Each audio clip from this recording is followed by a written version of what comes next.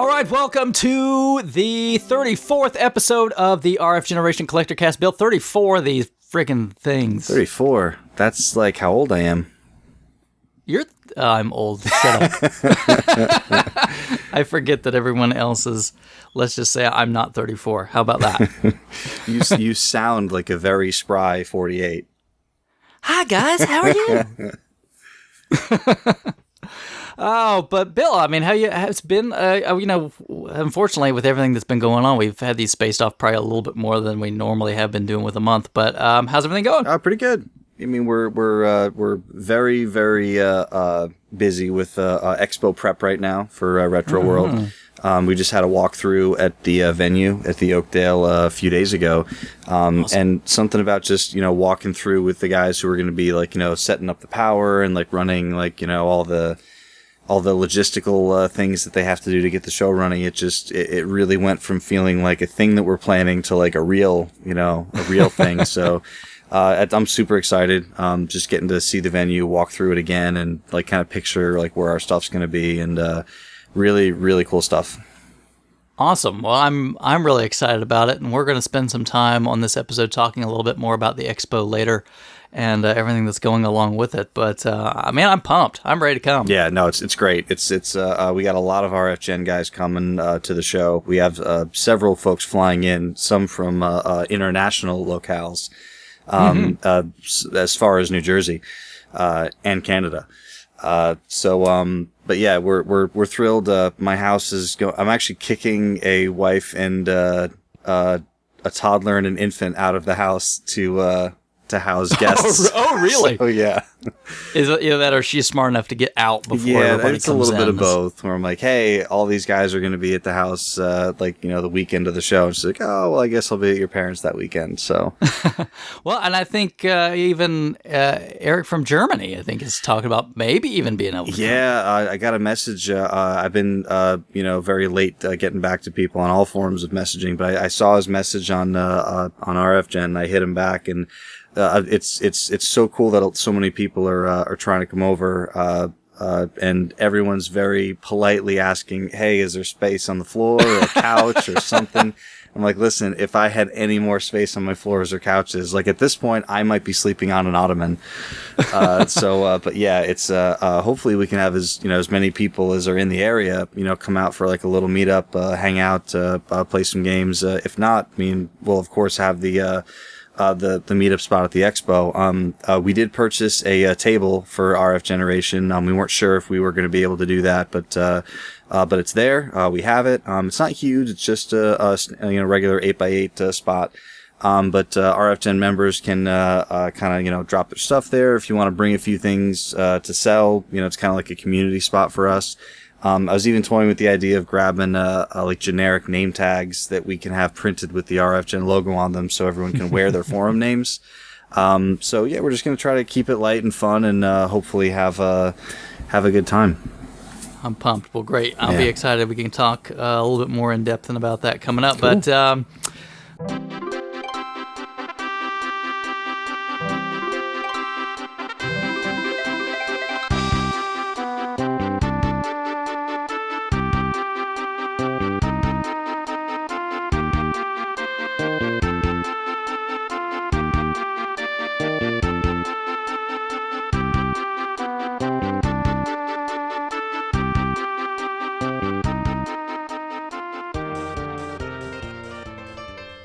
well, hey, Bill, why the long face? Well, all my clothes are ratty. I can't find anything to wear ever. Well, I'm really glad you pointed that out. I think I can help you out. But really? Because I've been burned before. What if you like? Do you like gaming apparel, Bill? Do I? Of course you do. The good news is, do you know our sponsor, Off the Charts Video Games? I'm familiar. Yeah, they have a new clothing line. And what? That's right. So you can get clothes from them that have video game characters right on them. Oh, this is... You have made my day. Off the Charts Games has won E3. Well, of course they have. But what about games? I mean, I don't just want to go there and get clothes. Like, I want to be able to shop and get rewarded. Well, it's like you've read my mind, Bill. They've got a new reward system there where you can redeem for store credit. If you refer a friend, they get 5% off their first purchase, and you get 500 points, which is good for $5 of store credit. That's great. And Bill, if you just do nothing and just take the time to sign up, they're going to give you 200 points. That's like $2 credit. And you're going to get extra points every time you spend $1 at the store. Whoa. So it's almost like there's no purchase necessary, and I just get points just for signing up. And then I continue to get points the more I spend. Just for signing up! And refer your friends, right? You win, they win. What a great deal, right? Man, it's the only problem is I'm going to be moving to the Lansdale, Pennsylvania area this fall, so I don't know if there's going to be a store around me. It's like we're on the same wavelength, Bill. Off the Charts Video Games is actually opening a store in Lansdale, Pennsylvania this fall. Whoa. That sounds like a great place that I could sell my manuals and boxes and cartridges and magazines and promotional items and collectible items and much more. You got it, because sometimes you gotta purge stuff, right, Bill? You got too much stuff in the collection. You've got stuff that you go, hey, I just don't need this anymore. Maybe I need to refocus on something else. Just take all that stuff and sell it to them. They'll be happy to take all that stuff right from you. And they'll probably give me a good store credit price with all those bonus points so I can get whatever I want. They probably do repairs, too. Yeah, you're like, well, what if you have, like, a busted system or something, right? What are you going to do? I'm probably going to throw it in the garbage. That thing's useless. No, wait! Don't throw it in the garbage, Bill. You can get original manufacturer parts to fix your game system. This place is like the unicorn of stores. You have no idea. Off the Charts actually pays cash or gives you store credit for game systems and accessories. And this is how easy they make it. If you sell them over $100 worth of items, they will pay the shipping for you. Huh? What do you think about that? I don't even know what to say to that. You know how sometimes when you're out and you're hitting the flea markets, Bill, like I know you like to hit the flea markets, and you end up coming home with like a pile of, like Nintendos or something, and you're like, what am I going to do with all these, right? Yeah. I mean, what are you doing now? Are you stacking them up in the corner or something? I take them all apart and I polish them with Brasso, and they just don't do me any good. You can sell that stuff to Off the Charts. They will. Oh man. They'll take it from you. Hey, Bill, you know what? Here, let me help you out. I know you sound like you really could use their help. Let me tell you how you can find them, all right? Go for it. You could find them at, the Off the Charts Video Games. You could do that, a little quick search. They've got a website that you can go to. You can also find them on social media, so OTC Video Games. You can find them easy, no problem. Be happy to talk to you. These guys are great. Hey Chris, while you were just talking just now, yeah. I went to OTCVideogames.com, and I just found out that there is free shipping on orders over $50 in the United States. What? Are you kidding me? I'm not even kidding you. They're the first site on the internet to offer free shipping on orders over $50. Thank God. Well, Bill, while you're on the website, before you check out, don't forget, you can use our coupon code Collectorcast to save 5% on your order. Yeah.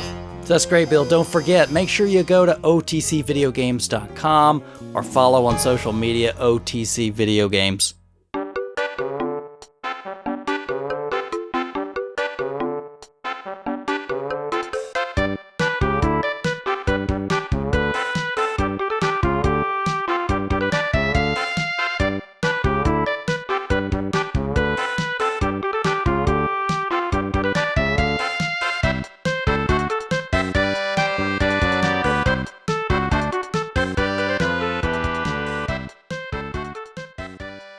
Man, we got a lot of questions coming in here, Bill. You know how much I love questions. Right? Some of these are pretty good. Some of them a little out there, but I like the crazy ones sometimes. It's great. It takes all kinds. Well, it takes all kinds to make this show, too. Let's start with Twitter, shall we? Sure. I feel like you should cut to like a Twitter like themes, like some sort of like cut right there. Oh, okay. Well, sing me the Twitter jingle. I don't know what the Twitter jingle is. What's You got to make one up. I guess the only bird I can think of in a game right now is the joust bird. So I don't think that makes any noise. No, it's like a big he just goes. Or maybe how about like a chocobo? Can you cut to like the chocobo racing theme? Sure, Bill. There you go. I won't guarantee that. Maybe if I can find it. I don't even remember how. Is it the same in all the games? I think it's just that.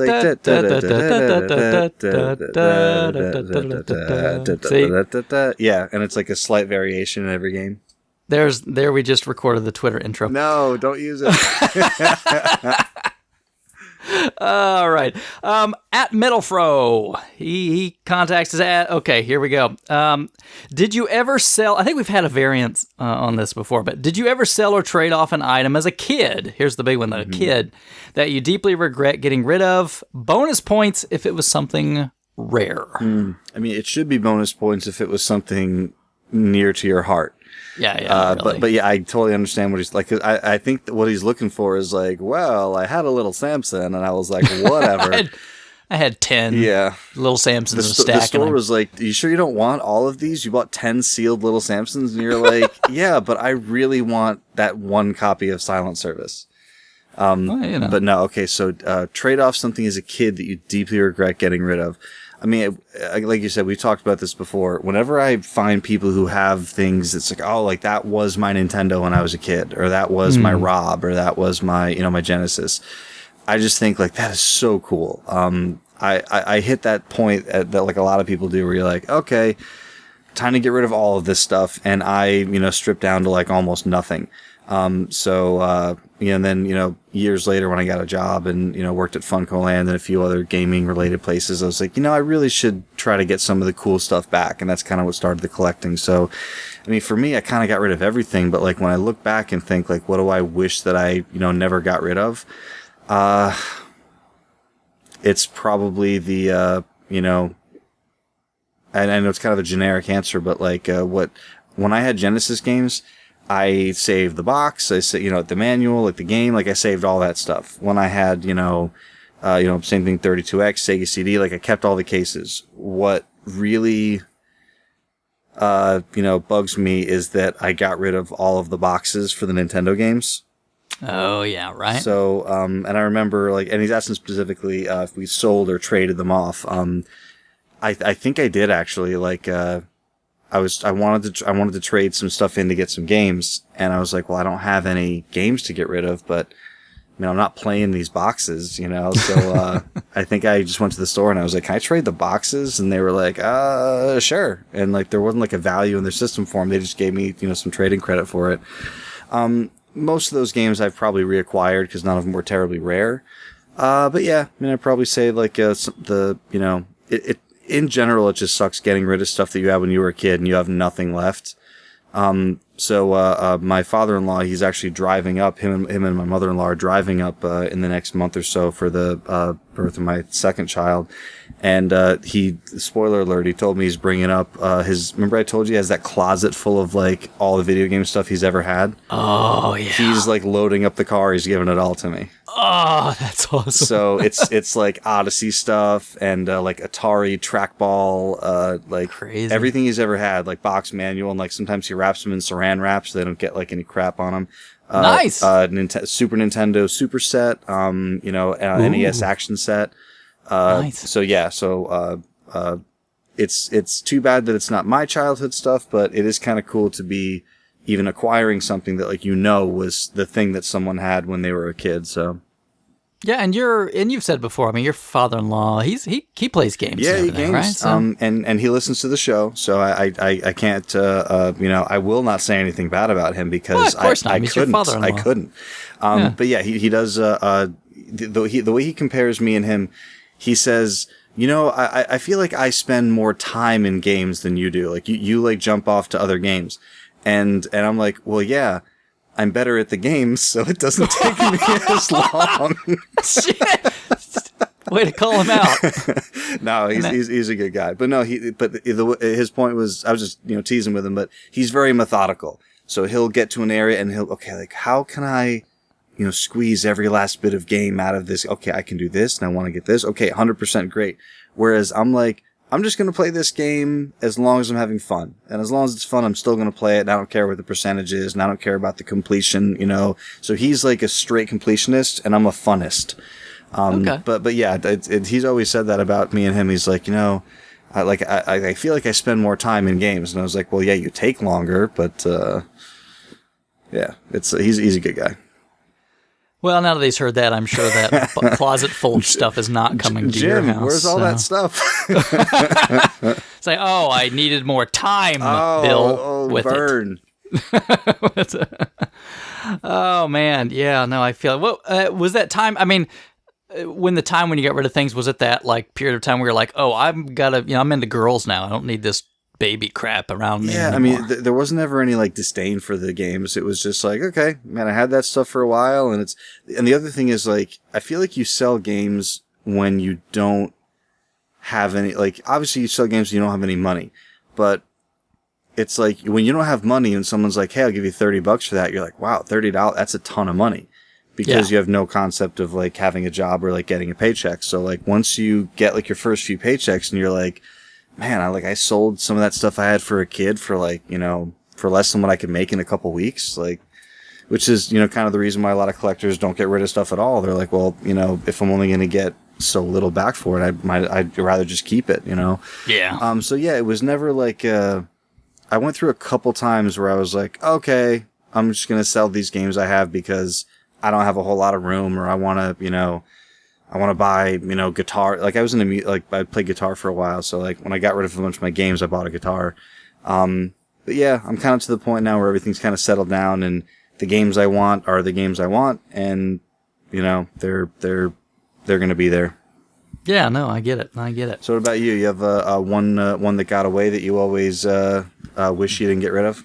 Well, I mean, I don't know if it was, I wouldn't call it rare. And I don't know about trading. I guess, to some degree, I had a friend of mine that lived down the street when I was a kid, and we would, we'd trade games. I mean, like borrow, you know what I mean? Correct. Like he'd borrow and I would borrow one from him. And, I let him borrow because his dad actually wanted to play. His dad was really into RPGs, which was weird. Like his dad, I mean, at the time, it's like what, Yeah, late 80s, early 90s. Right. I mean, it's more common now, but to think of back then, like for someone's dad to be into RPGs, like that was, it's way less common then than it is now. What was even weirder was that his dad enjoyed the grinding part. Like he would be playing one of these things and his dad would just grind for hours and do the grinding for him. And he would then just go play the story parts. So, so they would tag team it. Kind of. Oh, yeah. Wow. That's crazy. So they wanted to borrow my Phantasy Star 2, which is, I bought it with my Genesis. I went to Kohl's, a department store, and Kohl's, I don't know if you have them out there, but they're like these, it's like mostly like a department store where you would not buy games. Like there's like a men's section. Yeah. What we have here? We had Caldor. Did you ever have those? No. Okay, we had Caldor. So if anyone is familiar with what a Caldor is, like that's what a Kohl, it's like a department, like a small standalone department store. Yeah. Like smaller than Sears, smaller than Macy's. Yeah. And they had like an electronics department. So yeah, and it didn't even really have an electronics bar. Like in the menswear area, there was like a desk. Oh, wow. And they sold mostly like Game & Watch. Okay. But they did have, they had like a really small Sega Genesis stuff. So when I bought my Sega, I bought that and I bought Phantasy Star 2. And, it had like the real thick hint book and everything. And yeah, he wanted to borrow it and his dad wanted to play it. So I let them borrow that. I don't remember what on earth I borrowed at the time, but I never got it back. And I don't ever know what happened to it. I mean, we were younger, and it's the kind of stuff you really sit and thought about a whole lot. It just, you're like, eh. Did you get to enjoy it at all before you let him borrow it? Oh yeah, no, okay. I had played through it. That's the way we would beat it, and you would trade it, and right. Then you would trade back or whatever eventually. But So now I got to enjoy it and everything. I just kind of wish, it was one of those things. It was, mine. I bought it with my Sega. I've replaced it. Right. I mean, it's not that big of a deal, but yeah, I mean, it's a little bit of a tangent, but it's funny you mentioned someone borrowing something and never giving it back. I ran into a dude who I used to work with, like at Funcoland years ago, just like last week. Like I was having lunch with Sarah at Chick-fil-A, and I was like, "Oh, hey, dude, how you doing?" "Oh, hey," and we do the standard hellos, and then I was like, "Here, I have my son on my arm," and I was like, "Let me just put everything down and grab my food, and like I'll come back over, I'll give you my card, and like we can have each other's email addresses, whatever." He's, "Oh yeah, cool." So I go, I sit down, the food gets there, I have a few fries, I wash my hands, and then I turn around to like go like give him one of my business cards, and he left. He just pieced out, and I was like, wow. Everything was cordial, everything was cool, and like, so then I get over that. I told him I was coming over to give him a card, and he's gone. And I was like, what a jerk face. So yeah. I spent the rest of the lunch trying to figure out, like, why the hell would this guy just leave? And then, like, it took me a while to remember, but I was like, oh, this dude borrowed 2 DVDs from me years ago, and every time I saw him for a little while, I was like, "Yo, you got my DVDs?" And he was like, "Oh, I'll get them for you next time." So he probably thought I was gonna give him crap about the DVDs, or worse, like ask for money or something. And I remember the 2 DVDs. What was it? Scarface. Okay. And Saturday Night Live: The Best of Dana Carvey. Okay. The church lady. Yes. So okay. And the another side part to that story, I actually work with Dana Carvey's brother. He works at the company that I work for. No way, really? Yeah, and he sounds exactly like him. He's a real funny guy, too. So I went over to him and I told him the story. And then he brought it full circle. He's like, "Have you ever seen Dana's movie Master of Disguise?" And there's a scene in Master of Disguise where Dana impersonates Tony Montana from Scarface. So he's like, "There you go, full circle." But a small weird world. Yeah, exactly. Small world. He's a real cool dude. I don't want to give his name out because sure. of how much exposure this show gets, and then it'll ruin his life. Right. But real cool, real funny guy. That's hilarious. Well, so yours is Phantasy Star 2. Yeah. The big hint book, and to recap, so because we never had Kohl's, we had Caldor forever, and I don't know if you guys had Bradley's years ago. No, yeah. I don't know. They're very regional, like the stores in the country, the department stores. Yeah, have you ever looked at? I've seen threads like on message boards where they'll have like pictures of old department stores that aren't there anymore, like really old pictures. Yeah, they're like, oh, here's whatever brand thing from their area that's been gone for 500 years. But right, and the weird thing is, so we had a Caldor forever right in town here, and then it went away, and then it became a Kohl's, and we had never heard of Kohl's before, so we have a Kohl's now. And the funny thing is, I guess the phone circuit never changed because my mom, when she was like in high school, worked at that Caldor. And one day she had to call them, and she looked the number up, and she was like, "That's the same number as when it was Caldor." So, but yeah, it's funny thinking back to like all the old stores. And I remember going into like Bradley's when they had the Nintendo players guides would come out, and they had they had like the Ninja Gaiden guide, and it was weird because like they had like this very small electronics department because CDs weren't even really a thing yet. So like CDs were kind of just becoming a thing. So like every store was kind of like scrambling to like fit CDs and CD players, and oh well, I guess we put the video games over there too. So, but yeah, our Caldor was the store that we would call because again before the internet, you get on the phone, you're like, okay, you call Caldor. Hey, I need to talk to electronics. And then you wait a few minutes. Hey, do you guys have Mario 2? No, right. Okay, and then you hang up, and then you call Toys R Us. Hi, can I talk to someone in electronics? And then it goes to wait a few minutes, and hi, do you have Mario 2? No, okay. And then, so it wasn't like it is now. Like you got on the phone and you called people. There was no release dates or schedules. There was no such thing. Right. It just whenever they showed up at the stores, when they showed up at the store. Yeah. And it's crazy because like it kind of I used to explain it to people. Like people used to call Best Buy and ask like, "Hi, can I talk to someone in electronics?" And everyone would look at them like that's the whole store. The whole store runs on electricity. Like, but I had to explain to people that's not how it used to be. Like you used to have to ask for because you're either talking to menswear or electronics. Yeah. You want to make sure you're not talking to the guy that's in sporting goods about your Nintendo games or something, right? But the other thing is weird. Like with how the internet's made everything smaller, like the world smaller and everything. I always feel like I don't know if it's just like my corner of the world, but like my wife would be like, oh, like let's go to Lowe's and see if they have this. And I'm like, why would we go there and see if they have it? Like, why wouldn't we call them? Or just get online. Right. Or just go online and like check the thing. But like, I feel like if there's no like online inventory check, no one's calling the store. Because like no one uses the phone anymore. Exactly, yeah, and like it drives me crazy because I'm like, why are we gonna go all the way over there? Let's just call them. I'm even worse than that. I'm like, I can just get it on Amazon. Yeah, I don't have to go. It'll just be here in 2 days. I used to not think that way before Prime, and then Prime changes everything. And the cool thing about Prime is it frees you up for like, okay, now I don't have to go to that place. I can just do things that I was, that I wouldn't be able to do if I just went out. Yeah, and it's like, well, maybe we could be a little. I'm like, I don't care. I don't have to go anywhere. Yeah. It'll just show up. Yeah. And I know we're getting on a 20-minute tangent here, but it drives me crazy. Like it's a double-edged sword because like with Amazon, you look at the bill and you're like, dude, we spent like $1 billion on Amazon purchases in the last few months, and it's like, yeah, look at all the stuff we bought. We just would have bought it at the grocery store. Yeah, like it's the same stuff. We just bought it on Amazon, so. Yeah, no, I get it. Well, that's a good question. Led to some weird places, but good question. It led to some good memories of Bradley's and Kohl's and old department stores.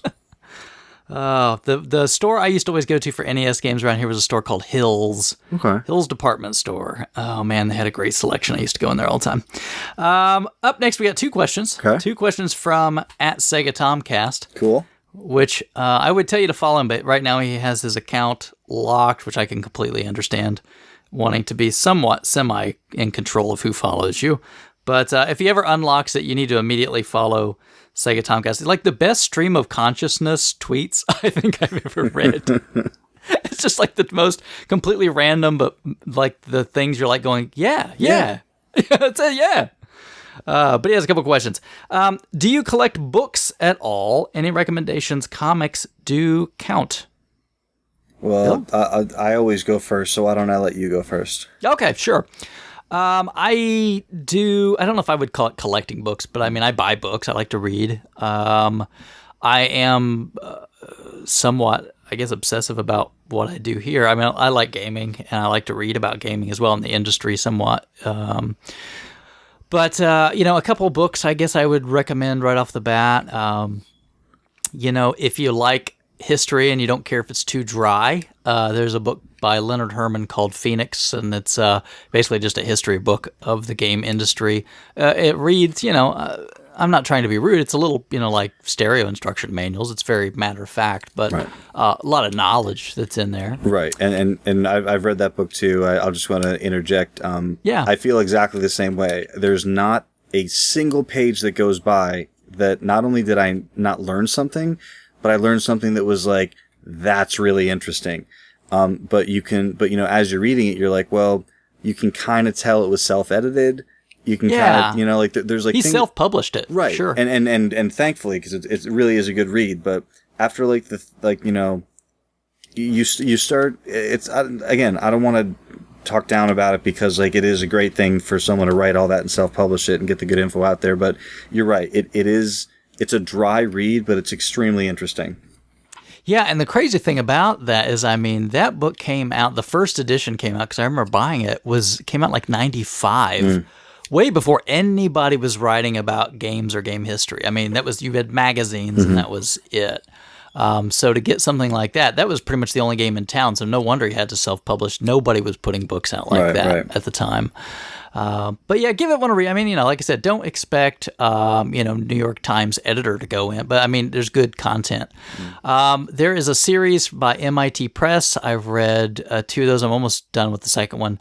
One is called Racing the Beam. It's about, the series is called their platform series. So it's, MIT, it's definitely more of a technical side of things, but what they do is kind of, talk about, the hardware system and everything kind of surrounding it. So it's a little bit of history. It's a little bit of technical. So Racing the Beam is about the Atari 2600. And so you have a little bit about Atari itself, and you have a lot about how the 2600 functions and the challenges. And then there's a new one that just recently came out called I Am Error, and that's about the Nintendo Entertainment System. So same idea, the same logic of how those books are put together. So I would highly recommend those if you don't mind something that's a little on the technical side. Maybe a little less. A couple that are really well known as Game Over by David Sheff. Came out in the 90s. He is a Playboy writer, and he did a book about Nintendo at the time. It's not in print anymore, but it's not too hard to go find a copy somewhere. I'd recommend that one. It's kind of a classic in that mold. Honestly, I'd probably a whole more. I could go and pull stuff off the shelf, but those, I do tend to buy a lot of those books. I would definitely recommend those right off the bat. So, Bill? Cool. Just looking back at the question, do you collect books at all? Any recommendations? Comics do count to review the question.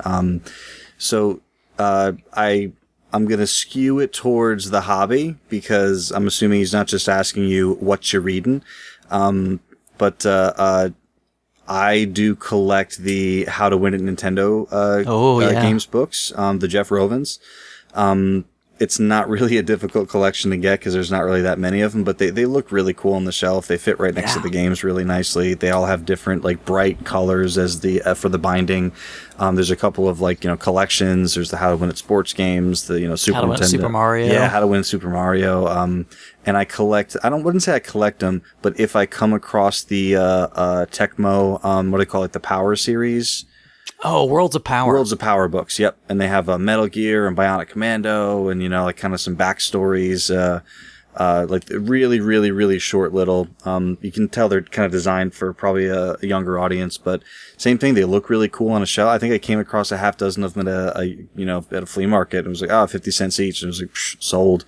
So, Worlds of Power books are really cool.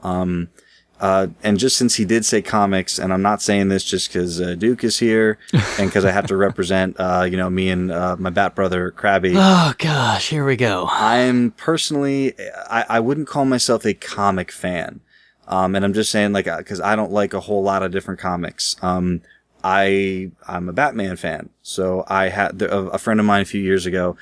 Courtney, she let me borrow a handful of graphic novels that are kind of known as kind of staples in the series. Year One, The Killing Joke, The Long Halloween, just to name a few. Arkham Asylum, just to name a few. And I loved a lot of Dark Knight Returns. So I do collect not Batman comic books. I collect Batman graphic novels, but only if I love them. So a lot of sometimes I'll read a graphic novel and oh, that's pretty cool. I don't need to own it. I borrow a lot of them, and then if I really love it, I'll buy myself a copy, keep it on the library shelf. And in case you were wondering about stuff outside the hobby, with the hobby, if you want some video game or fantasy or pop culture fiction, I think I've mentioned Ready Player One on the show before. Yeah, the movie's coming out by Spielberg. Yeah, well, there's a lot of rumors out there, so I don't know. I've heard that rumor too, and I don't know if it's him directing. It might be him producing because he has his hands in a lot of pots. Right. But I'll tell you, Ready Player One it's a very, very, very fun read. It's great. It's not the most original story in the world. It's kid. Growing up in kind of a dystopian world, he's actually living in a place called the Stacks, which are just beater cars just stacked up 30, 40, 50 high. So you climb up in a stack of cars and that's your house. In a world where cars are stacked 50 high. So, so he kind of grows up there, and he kind of makes his way all the way up to, it's kind of like The Last Starfighter. Okay. You know what I mean? Without giving too much away. It's really good. So basically, it's not like that. That's, the author's new book is more like that. The new one's called Armada. Ready Player One is more like Charlie and the Chocolate Factory.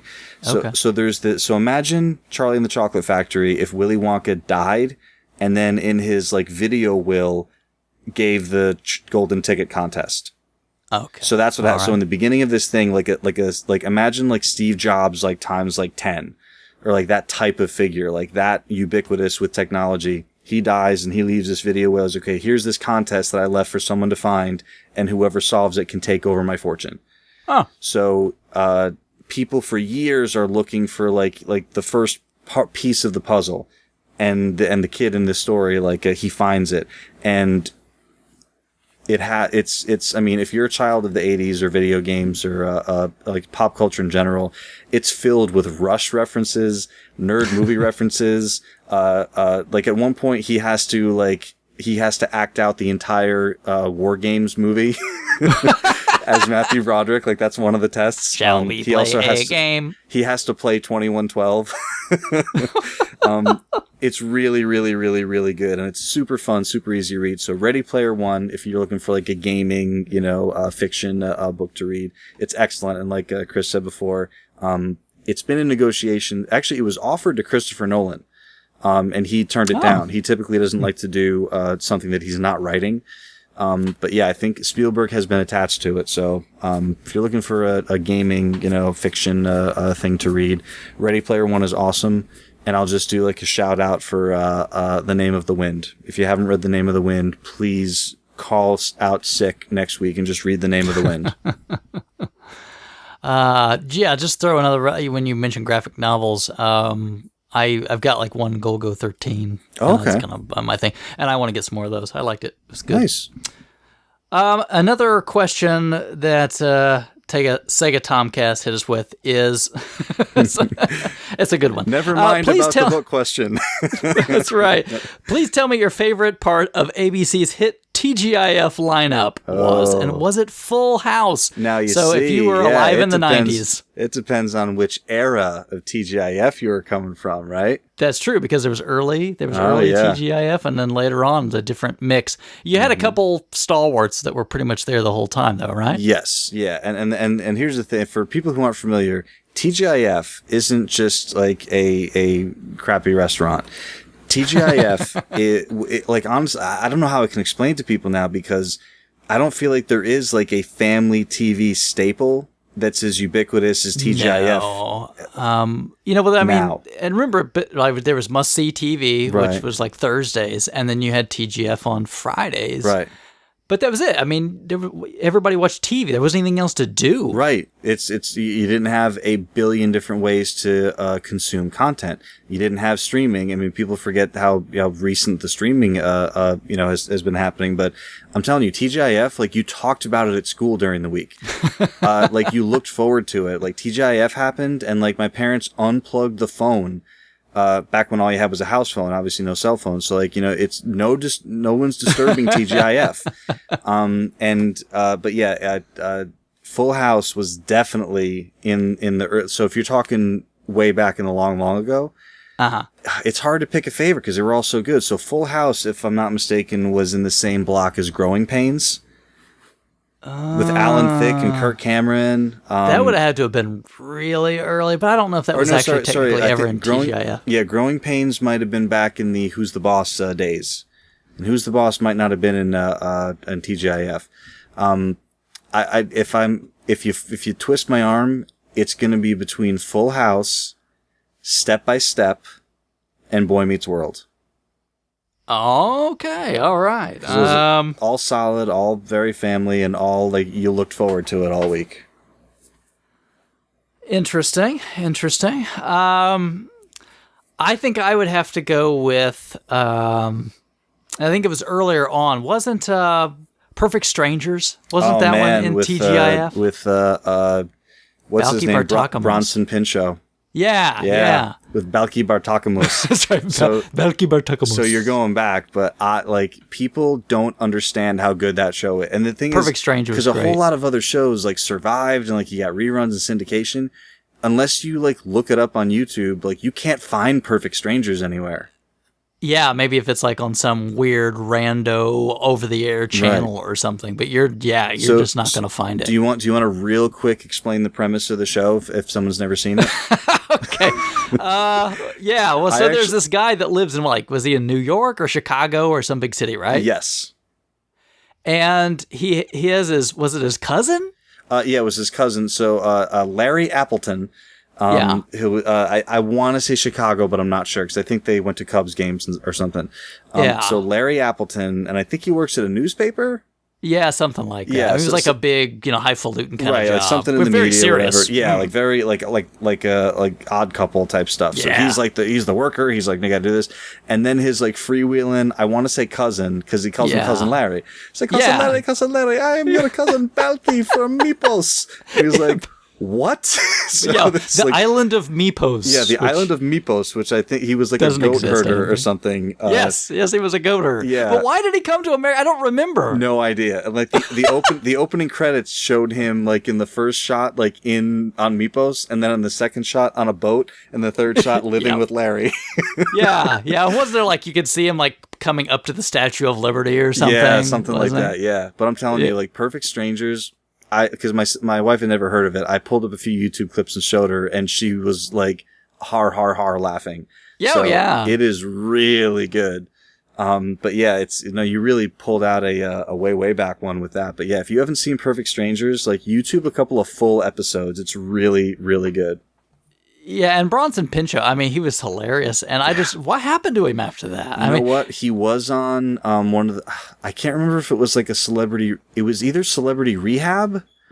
Oh, God. Or Oh, no. it might have just been like when they have like all the celebrities just live in a house together on VH1. Oh, yeah. He might have been on. I think he was on one of those. The, below the D list kind of I thing. gotta tell you, the only movie I've ever seen him in Yeah. was called Blame It on the Bellboy, All right. and he was a bellboy at a hotel, Okay. and it was some sort of comedy, I'm assuming, but I've never seen it because it sounded awful. Yes, sounds terrible. Yeah.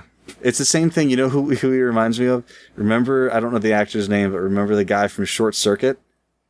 Oh, the Pakistani guy, Yeah, right? the guy who was never in anything else.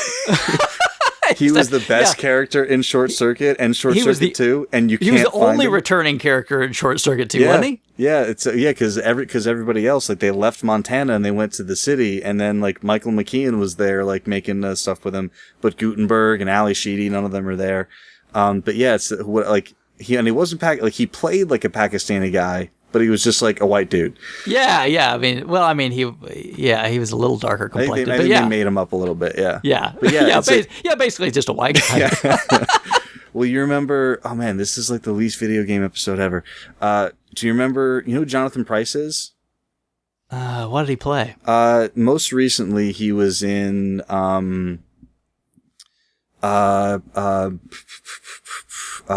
Pirates of the Caribbean. He was Keira Knightley's father.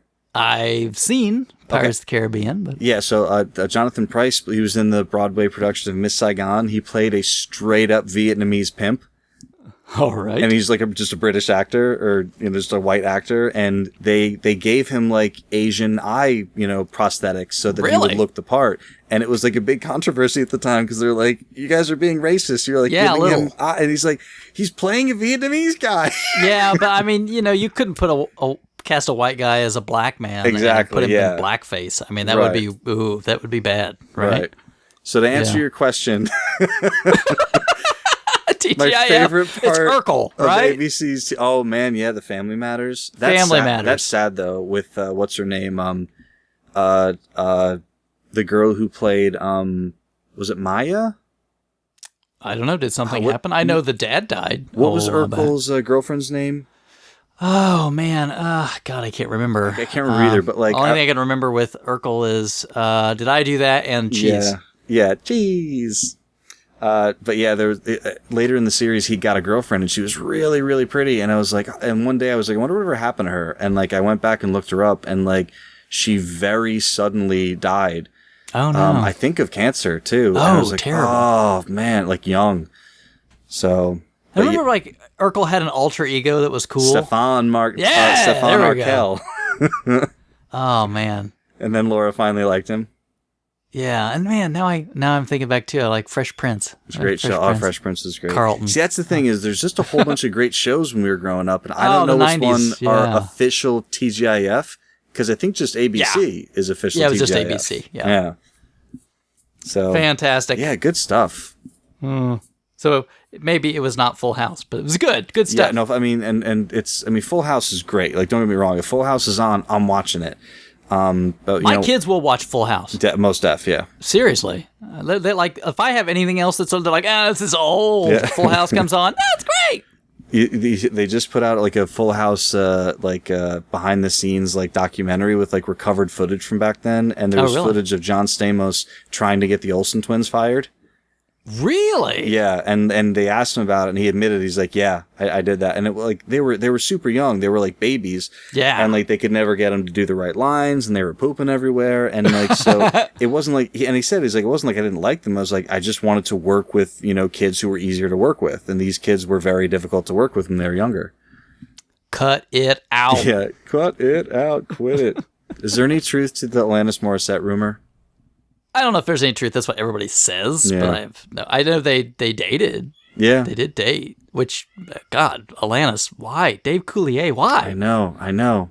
Maybe she's a big Detroit Red Wings fan. I don't know. Thankfully, she's reformed. Yeah. All right. Are we all ready for the next one? Sure. No more TGI Friday. Please, somebody ask us about Must See TV at some point in time. Yeah.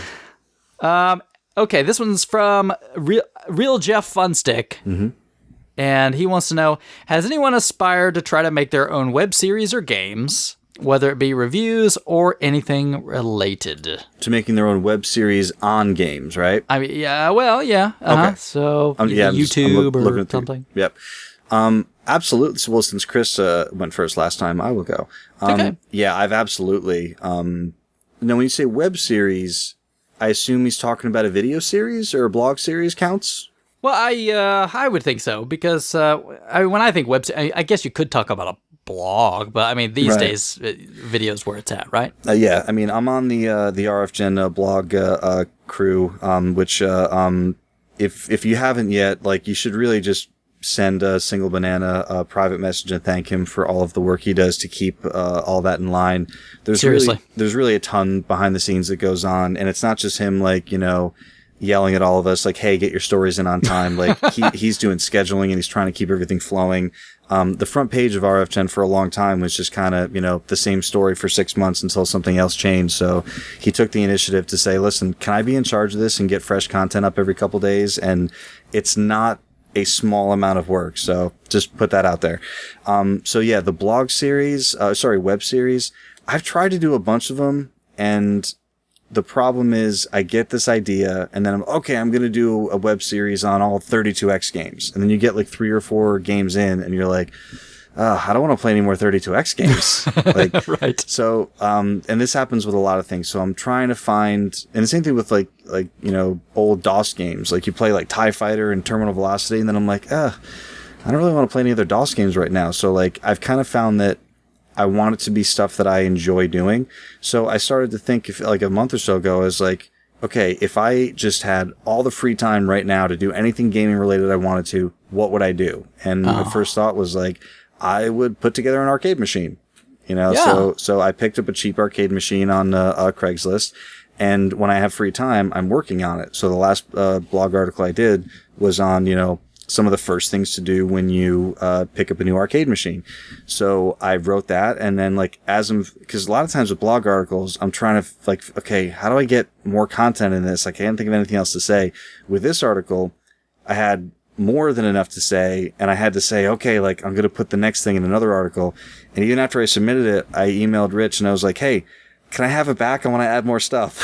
So yeah, I've tried a bunch of times and I've failed. I'm doing I'm going pretty hard at the arcade, web series. And we might even record some video. I'm going to, Lance's house, my friend Lance, who runs RetroWorld TV, and he's running the expo with us.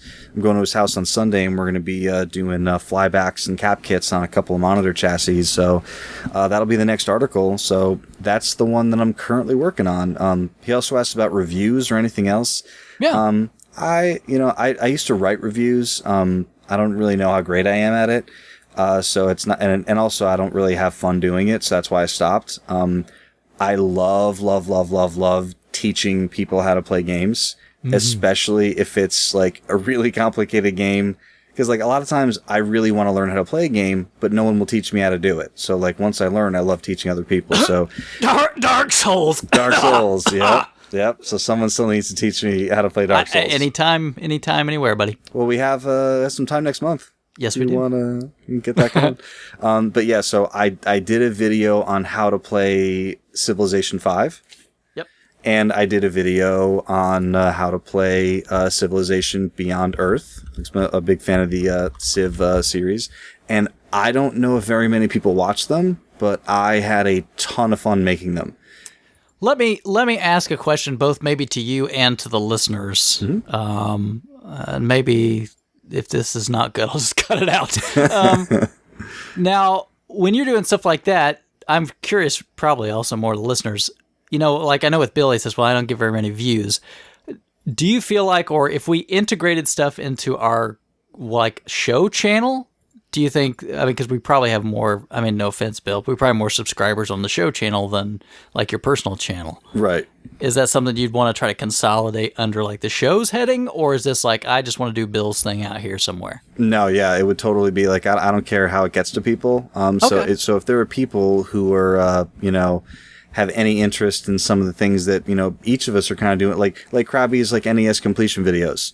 Yeah. Like they should totally be, you know, at least pinged or linked to on some of the other, you know, avenues that we pursue. So it's one of those things like I just wouldn't want it to be like inappropriate or out of place. Like, yeah, no. I don't want to throw a Civ 5 video on Collectorcast and have people be like, what the hell are they showing me a Civ 5 video for? And you'd be like, well, no, I don't. If you listen to Collectorcast, you'd know that Bill wants to teach you how to play Civ 5. Well, I think the thing I look at is when people want to watch video series and stuff or listen to us, Bill, there's a whole lot of people to listen to out there. It's personality to some degree. It's like you feel like I like these people. I want to hear more from them, or I like their take. So I think that's probably why they would say, oh, okay, maybe I don't know Civ, but I like Bill. I like listening to him, so maybe I'll check it out or something. So no, I think that would definitely work. Yeah, no, cool. If that's something that anyone has any... yeah, let us know, right? Yeah. If you have any if someone's like, hey, I want to watch that video, then just let us know and we'll throw it to you somewhere. Yeah, absolutely. I'm fine with we can put it on our channel if that's easier for people to find everything there, or whatever works. I'm all for it. Now I'm thinking about Civ 5 and I just want to play Civ 5. Now I'm thinking about Dark Souls. But anyway,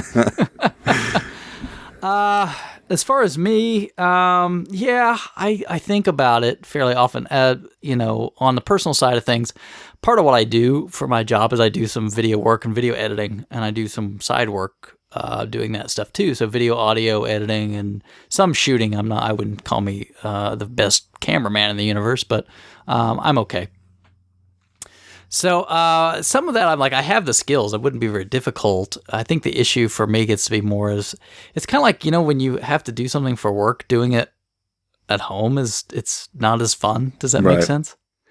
So there's times I think about it and then I kind of go, and I just don't quite get there. I guess I would, it's like anything else, I would have to know if people are interested. So if if you think, oh, well, I would seriously sit down and listen to something, I would say on a video, let me know, and I'll give it a shot. I guess that's the thing too, is, and somewhat too, I don't know. I don't know if somebody would want to stare at my face very long. I'm not saying that to be, goofy. I really don't know. I'm pretty sure people would, because, look at us. Number one. Number two, like, I think most people are like that, and I'm one of those people who, like, I'm not uncomfortable putting my face on the internet, but like, my thoughts is kind of like, who'd want to look at my face? Like, wouldn't they rather just like look at the stuff that I'm talking about? Yeah. But at the same time, like, I've met people who have heard the show and they're like, oh yeah, I had no idea what you looked like. So I guess it might not be the worst thing for, to put a face on there once in a while. Well, it's, that's what I say. You guys are listening to the show. Let us know if that's something you want. Bill and I and Krabby, we can put something together. Yeah. But, if nobody says anything, then no, I'm probably not going to go out of my way to make a video that's going to get 2 views. Right. It's a lot of time, a lot of hours that you've got to sink into something. And quite honestly, on our channel, the video that gets the most views is some goofy test thing I did of some weird NES product years ago. And it consistently gets way more views than anything else we put out. So I just checked the Civ videos that I put out on blogs like months, maybe like a year ago. Yeah. I think the Civ Beyond Earth video was last October when it came out, and it's got like 23 views. Yeah, right. So, I mean, then here's the thing: is if it's a labor of love, like I love just sitting down and playing Civ and talking about it. So if no one watched that video, I'd still be happy that I made it. So that, you know, that 20 something people were like, oh, I'll watch this for at least a few seconds. You know, it's, as long as I had fun doing it, that's cool. But a lot of times it's a ton of work. It is. To get all that stuff together. So, yeah. And I don't have a capture card either, so. Yeah, so because I mean, I set up the PC to do the capturing because I was playing the game on the PC. But yeah, like if you were doing a video from like a console, you'd need some way to capture that AV. Yeah, and the thing I sometimes run into too, I think like, what games do I really love? Like I really love the Dark Souls series, but I'm subscribed to a guy on YouTube, Epic Name Bro, and he is so much better at already doing those videos. I'm like, I don't need to. He's so good at it. I don't need to even step in that space. You know what I mean? Yeah. All right. Well, again, hey, if you guys want it, let us know, and then we'll see if we can make something happen. I'm going to guess if when we get together in October, we'll probably do some video just for fun or something. We'll all be in the same place. We'll definitely have a whole bunch of media coming through after the expo, both from the events surrounding the expo, the expo itself, the live show we're going to have at the expo. There's going to be no shortage of pictures and video. Yeah, definitely. Last Twitter question we have from @videogameporn, which sounds great. Yeah. I want to hear you guys' thoughts on the Bubsy. Sorry, not Bubsy games. The Bubsy games. I already know what Bill's going to say, but he says not Bubsy 3D. That was a piece of something bad. Yeah, as my mom says, S-H-I-Poo. Because she doesn't swear.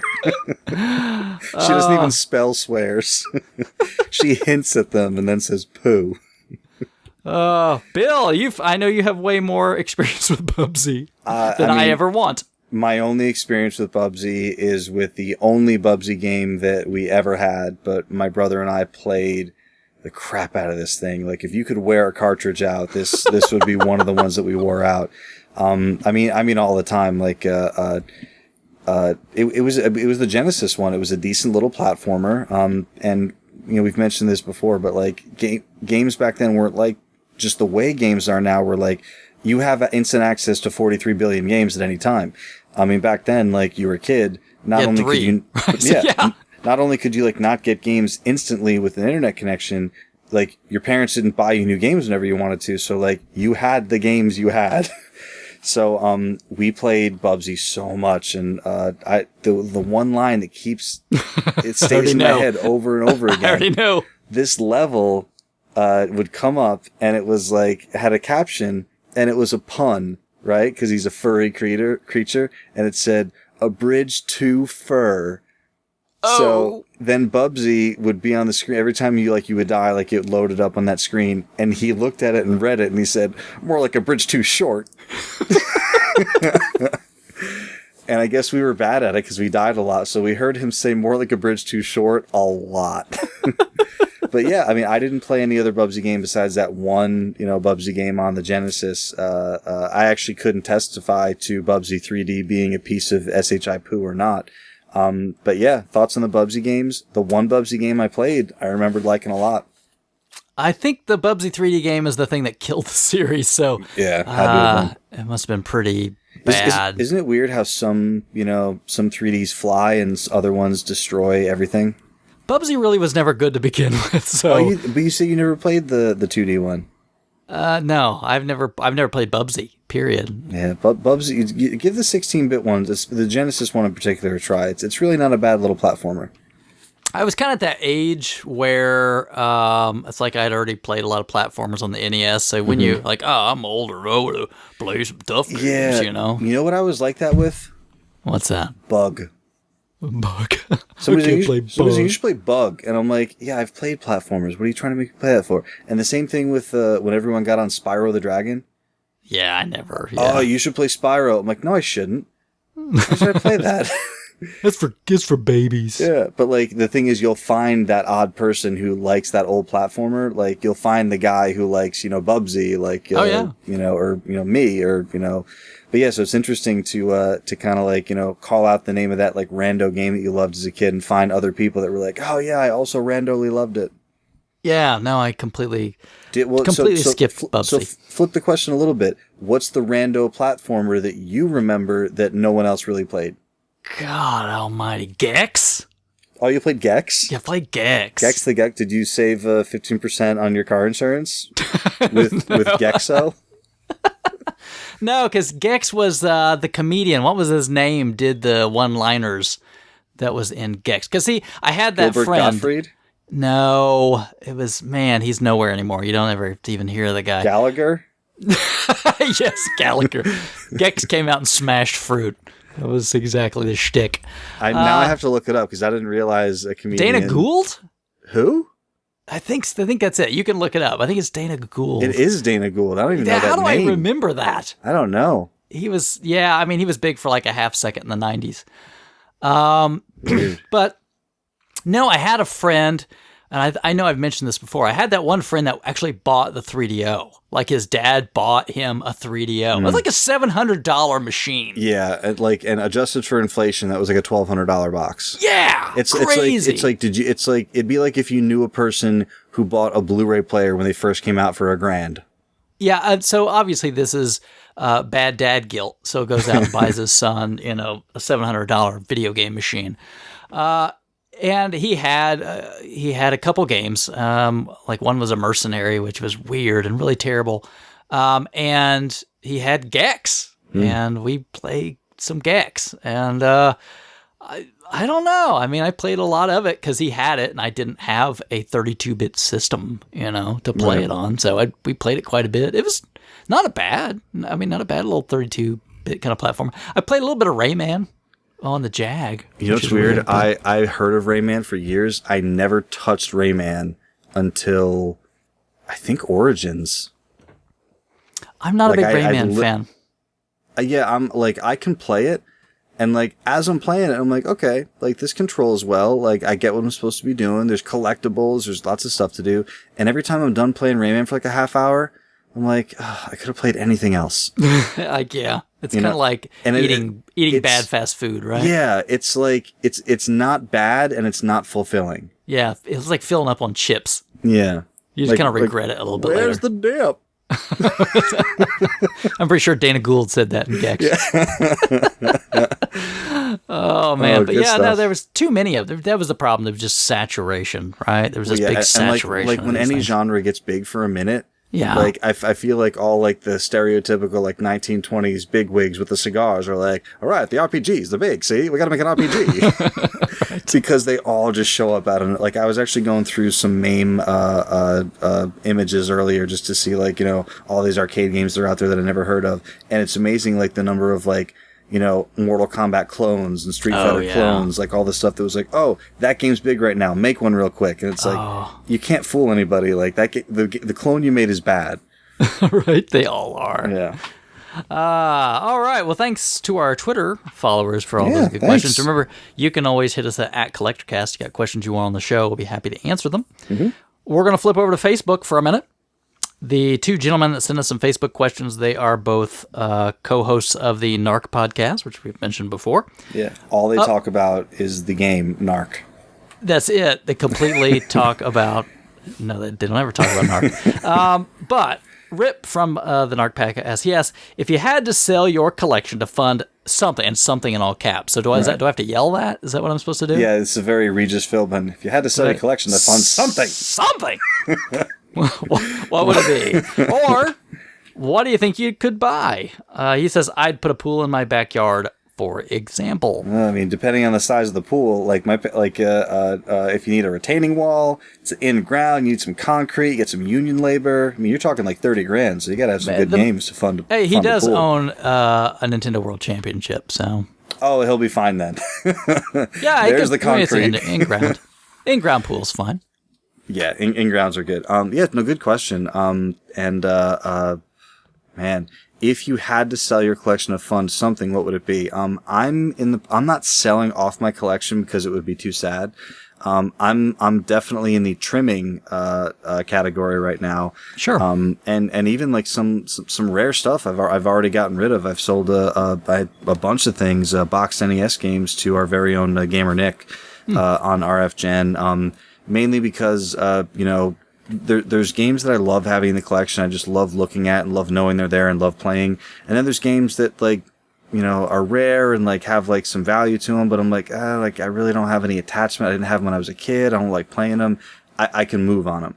And I felt bad about it at first, actually, because Krabby had sold me a few of the games that I sold, and like I contacted him, like, listen, do you just want to, buy them back for what I bought them for? Like, I don't want to take advantage or whatever. And he's like, no, like they're yours. I gave you a deal. Like, I appreciate it. Like, go for it. So, I gave Nick good prices too. We worked the deal out. So, but yeah, I'm trimming my collection down for a couple of reasons. Like, partially, it's not even the space, because like, you can always find, places to put stuff. As impossible as it seems, the more stuff you bring in the house. But it's, I've got my first kid, I got my second kid coming, we bought a house, and it's not like we're dying or we're getting thrown out of here or anything, but like, there's just, when I weigh it all together and I'm like, okay, besides the fact that I don't have like any kind of attachment to them, and the money is there, I'm just gonna like, it's worth more to me to like, throw some in the kids' college fund or something than to, just sit on a game. So I know it's a boring answer, like, kids and home and stuff like that. But that's kind of one of the reasons I'm trimming down a bit, is to, kind of build a little bit of the nest egg up and then I got the second kid on the way. What do you think you could buy? Minivan. I'm surprised you don't have one already. I know. Well, we're in the market, so I'm actually fixing up my the air conditioning on my Civic's bad. I got a new compressor. I'm going to swap it in, and once I get it recharged, because when we do sell it next year, I just don't want to have anything major wrong with it. So I'm pretty sure we're going to be in the minivan crowd next year. Yeah, that's what we've got. My wife drives, a big, minivan, and I drive my old beater Civic that, nobody else is ever in it but me, so who cares? I'll drive it till the wheels fall off. Yeah, that's how it was until the AC went out, and now we're sharing the one car with the AC. So once the AC is back in the other car, it'll be fall. But no, it's cool. But yeah, it's... the cool thing is the other car, the Forester, it's sort of like a mid-size SUV. It's paid off. So once we get the van, we'll just have the one car payment, which is nice. But his question is, if you had to sell your collection to fund something, if I got to a point where I needed to, like, let's say a whole bunch of disasters happened at the same time and we were going to lose the house.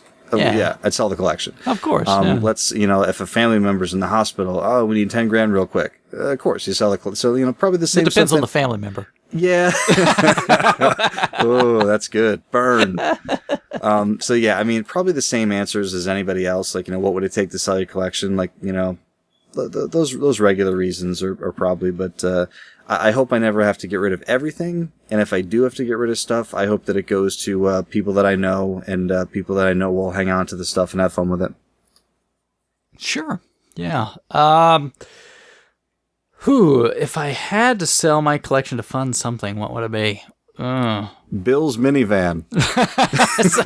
That's it. I'm giving away minivans here. Psych. What would it be? Vacation of a lifetime. Ooh, there you go. Like Wallingford, Connecticut. Exactly. I'm selling all my games off so I can go to RetroWorld Expo. Yep. October 3rd. But no, obviously, besides the things that Bill said, obviously, if that's your house or your kids or, something, somebody in your family needs, you do what you got to do. That makes sense. But if I had to sell it because I wanted something instead, it would either have to be something important for my family or something experiential. I think, if I could, take a nice crazy vacation, maybe. What's that? How billionaires can go up in the space shuttle for $1 billion? Oh yeah, all right. Yeah. If someone at NASA was like, hey, if you give me all of your games, I'll put you on a ship like up into like low orbit for like 2 days. I'd be like, yup.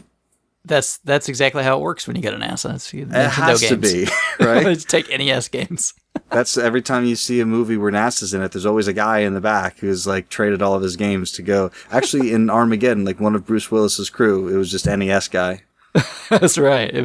He was way in the back, way back in the back. Buscemi, right? It was Steve Buscemi was the NES Stevie guy. Bush. Oh man, that's a good question. All I can say is I hope I don't ever end up there. I think, I'm probably close to something like Bill's talking about. I think I need to trim some stuff off that I'm not as attached to. Because I look around, there's some stuff like, I really don't. And my thought in my head is, I want to get to the point where I can sit down, play through the games that I have, and then be like, that's closure and can sell it off. So like if I say, Right.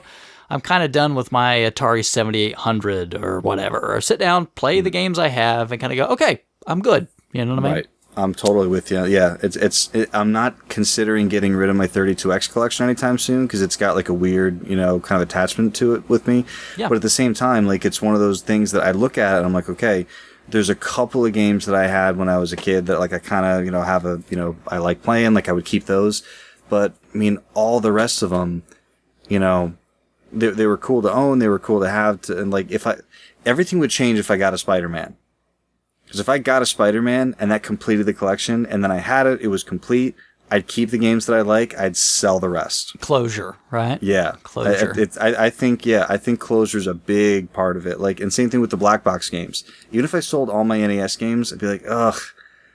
You want to keep those, right? Yeah, I'd want to keep the black box and the Konami silver boxes and, some other things. So, yeah, it's like Chris said, hopefully you don't get to that point where you have to sell everything, but, if I, like, as I am trimming down, it's like, okay, let me play through Dragon Force before I, before I let it go somewhere. Yeah, because I've thought, that's it. I've been really close on a couple things here lately. Because like my Jaguar, I've got like a lot of Jaguar games, but there's only one I care about. There's only one game I like on the whole system. Let me guess. Do you have to guess? I'd like to guess. Okay, what is it? Tempest 2000? It is. Okay. No, it's Cybermorph. Oh, I was so close. I thought it was White Men Can't Jump. Fight for Life is my favorite. Was it Iron Soldier? There you go, right? Well, let's just go through the whole library. There's only like three more left. Only 2 more titles. But no, I've already had a couple people like message me like, hey, I'd be really interested in that Jag. So maybe I'll let it go. And you're like, why?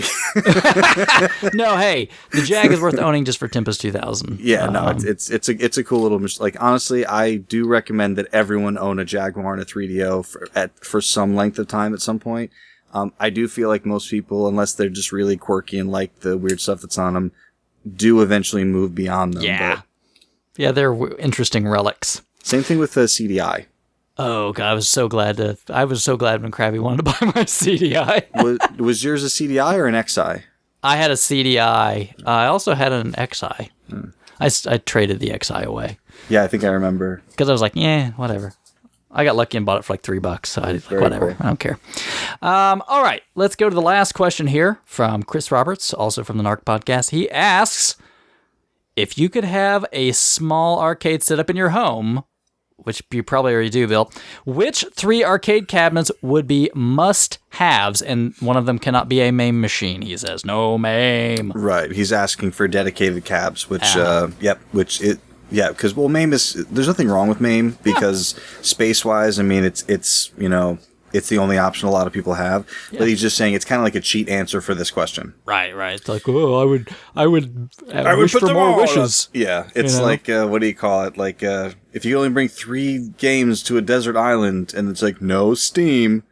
You can't just bring a computer with every game on it. And all the ROMs.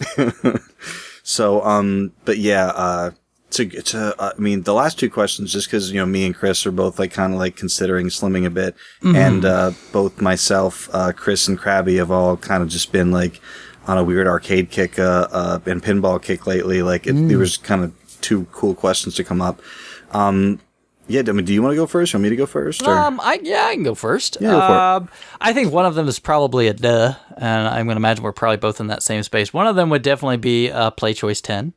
If I could have three, and then there were any three, it didn't say, Sure. Just sure. says And a Play Choice is, even though it's a multi-game system, it is a dedicated cabinet. It is, so I would definitely have a Play Choice 10, and probably with just the standard sort of popular titles. I don't care for anything crazy. Right. I would have the Ninja Warriors, just because, oh man, I loved that game. Really? And I still love to play it on MAME. Yeah, it's just, I don't know. It's just something I don't know if I'm that... familiar with it. What is it? Oh, it's fantastic. Ninja Warriors. It's like, it came out like 88, 89. It's kind of like a 2D beat 'em up, but what it is the arcade cabinet has 3 monitors side by side, but they're not directly in front of you. They're set in and they're reflected up on the screen. So it basically looks like you have one giant, like, long widescreen. Interesting. It might even be 4 screens. But anyway, it's like just one giant wall of game. And you play... Well, you probably have heard of the Ninja Warriors, like the Super Nintendo version and stuff, but that's where it came from. You can play 2 players at the same time. It's you play as these robot ninjas, and you have to go kill everybody. And I mean, that's the idea. And it has like this amazing soundtrack. The graphics are crazy. It's this huge cabinet. 2 players simultaneous, and just me and my friends would just go and just pump so many freaking quarters into that game all the time because we loved it. We'd beat it at the arcade. We didn't care. We'd keep playing it.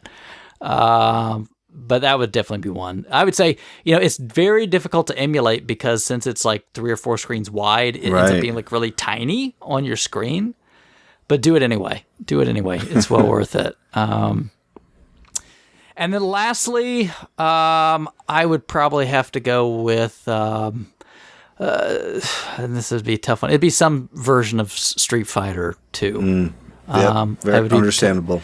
I don't know if it would be turbo or if it'd be super turbo, but there'd be some flavor of.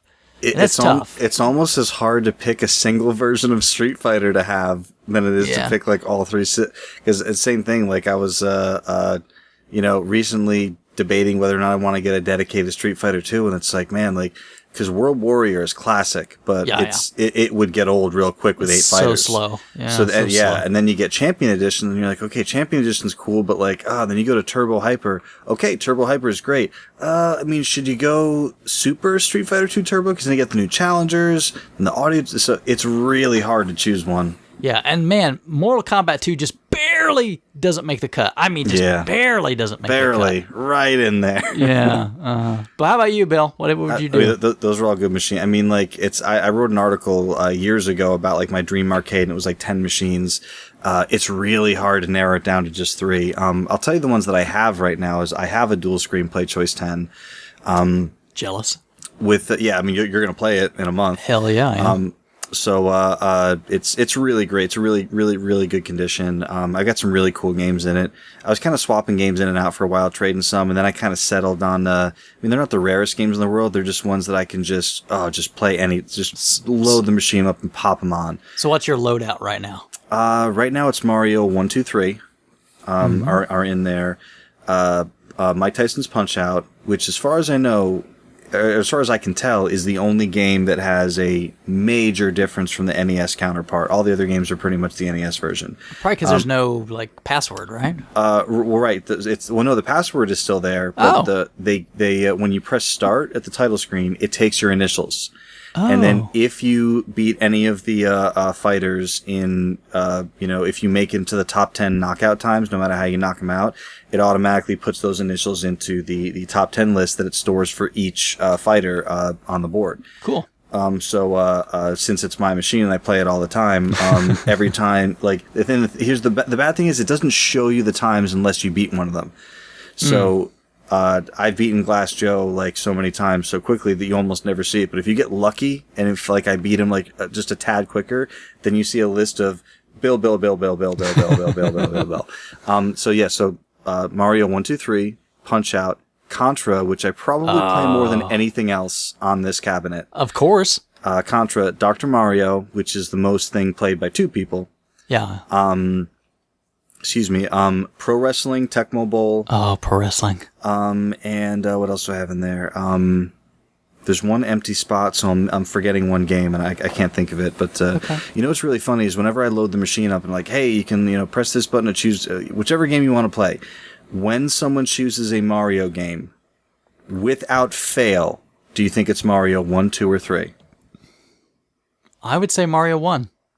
Without fail, it is Mario 2. Who the heck are you inviting over to your house? I know, right? Like, I bring people look at it, and like, it's just the people I know just randomly like, oh, I played this game when I was a kid. Really? Because like they got into it like after Mario 1, and like Mario 2 was like when. So like it's crazy because I expect someone to fire up Mario 3 and do the flute, and like Mario 1 and do the warp zone. So everybody, if they fire up a Mario game, it's 2. It's uncanny. Crazy. So yeah. So not to go off too much. So the question again was, if you had a small arcade setup with 3 machines. So I have a Play Choice 10. I recently picked up a Mortal Kombat cabinet, but it had been converted to a Tekken Tag tournament. Now, I didn't buy this machine intending to keep it a Tekken Tag tournament. I bought it because the cabinet was in really good condition. It was the exact cabinet I was looking for, and the monitor was in really, really good. The monitor looked really good, so that's foreshadowing. And the thing is, I can sell a Tekken Tag board, the kit. So it's like the bezel, move list, the board, the kick harness, the marquee. I can sell that stuff pretty easily and fund the final product. What I'm trying to make like a kind of a custom JAMA main cabinet. But this in this magic list, no MAME. No, right. So, but that's I was just saying like those are the games that I have. So I have that cabinet, and then I have my Play Choice 10.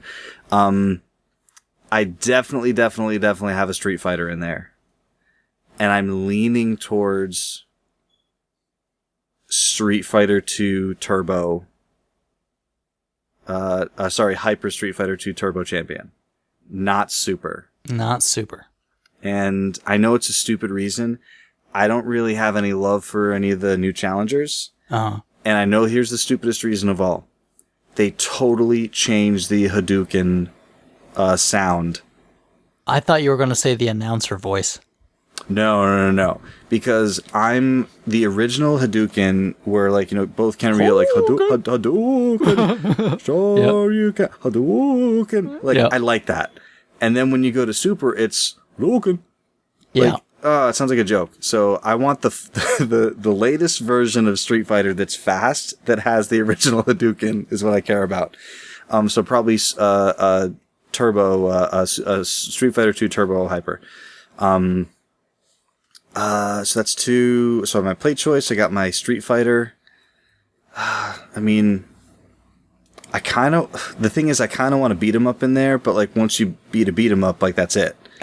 So like I think of like Turtles is fun, Simpsons is fun, but like once you beat it, that's it. So I'm trying to think of a game that like just like a skill type game that like is just always fun to play because like you have to be really good at it.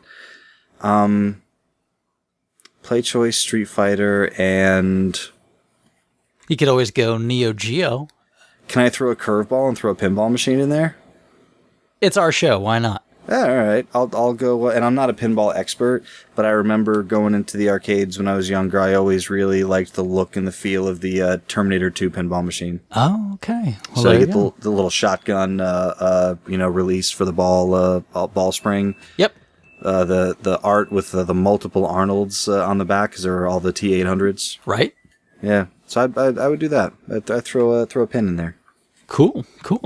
Well, as always, thanks everybody very much for sending all the questions in. As we mentioned before, if you want to get your question on the show, do us a big favor. You can reach us on Twitter at Collectorcast. You can hit us on Facebook, so just find Collectorcast. You can also you can email us if anybody actually still does that. It's postal. Podcast at collectorcast.com. I've yet to receive one email at that address. But again, thanks everybody for sending those questions in.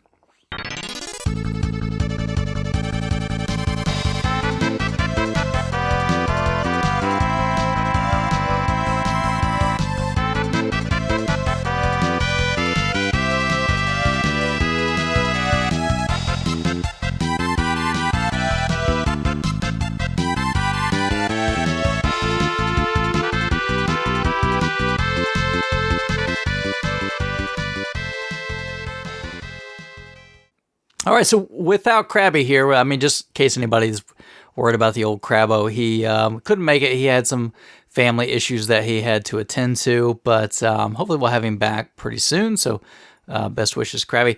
Today we're just going to kind of talk about a couple quick things. Bill, we're going to talk a little bit about your arcade stuff that you're getting into there with the new machine pickup. And then we want to spend a little time to talk a little about RetroWorld Expo, because that's going to be coming up soon. By the time the show comes out, there'll probably be a little over a month or so before the show. So it'll be time to think about that, getting your tickets, getting your place. So we're going to kind of go through that a little bit. But starting out with arcade machines a little bit, Bill. So I think you mentioned a little bit earlier that you'd recently acquired a new machine, but we were kind of talking off air a little bit about kind of your process before you even really want to spend some heavy time with some stuff that you're doing with that machine. So kind of what do you have in mind with that one?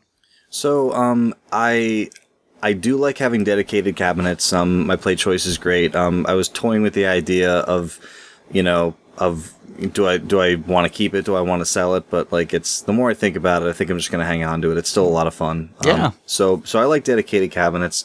There's still a few that I'd really like to have, but at the same time, with the limited amount of space I have, I thought it might be cool to, I never really got into the idea of a main machine. Because I'm just not sure why, but I went to my buddy Lance's house, who we're doing. He's one of the organizers of the RetroWorld Expo, and he's also one of the co-founders of RetroWare TV. And I was at his house, and he had something I'd never seen before. It was a machine. He called it. It was a hyperspin machine. So hyperspin is just a front end that you could put multiple emulators behind, but the interface. It was just really, really cool. Basically, it's this big magical wheel filled with as many systems, and there's kind of a default setup, but then you can also add any systems you want. So if you wanted to, if you had this emulator you really liked that they hadn't done yet, you could write it into the software. There's a high learning curve on the software, but you could add it into the software. You could add artwork. You could make it look like it just belongs there. So I just kind of got really interested in trying to figure out how to do, hyperspin. So I've been working on that for a few months. So this machine I picked up is going to be primarily a hyperspin machine, but since it's already wired for JAMA, I wanted to make sure that I could still swap in an arcade board if I really wanted to. So, with a few cool pieces of hardware, I'm going to be able to kind of pull that all together. The first one being the JPack. So Ultimark, is out of the UK. They're a pretty cool little company. I think it's just one dude. And he makes all these cool custom arcade things. And what the JPack is, it's a small circuit board that has the JAMA on one end.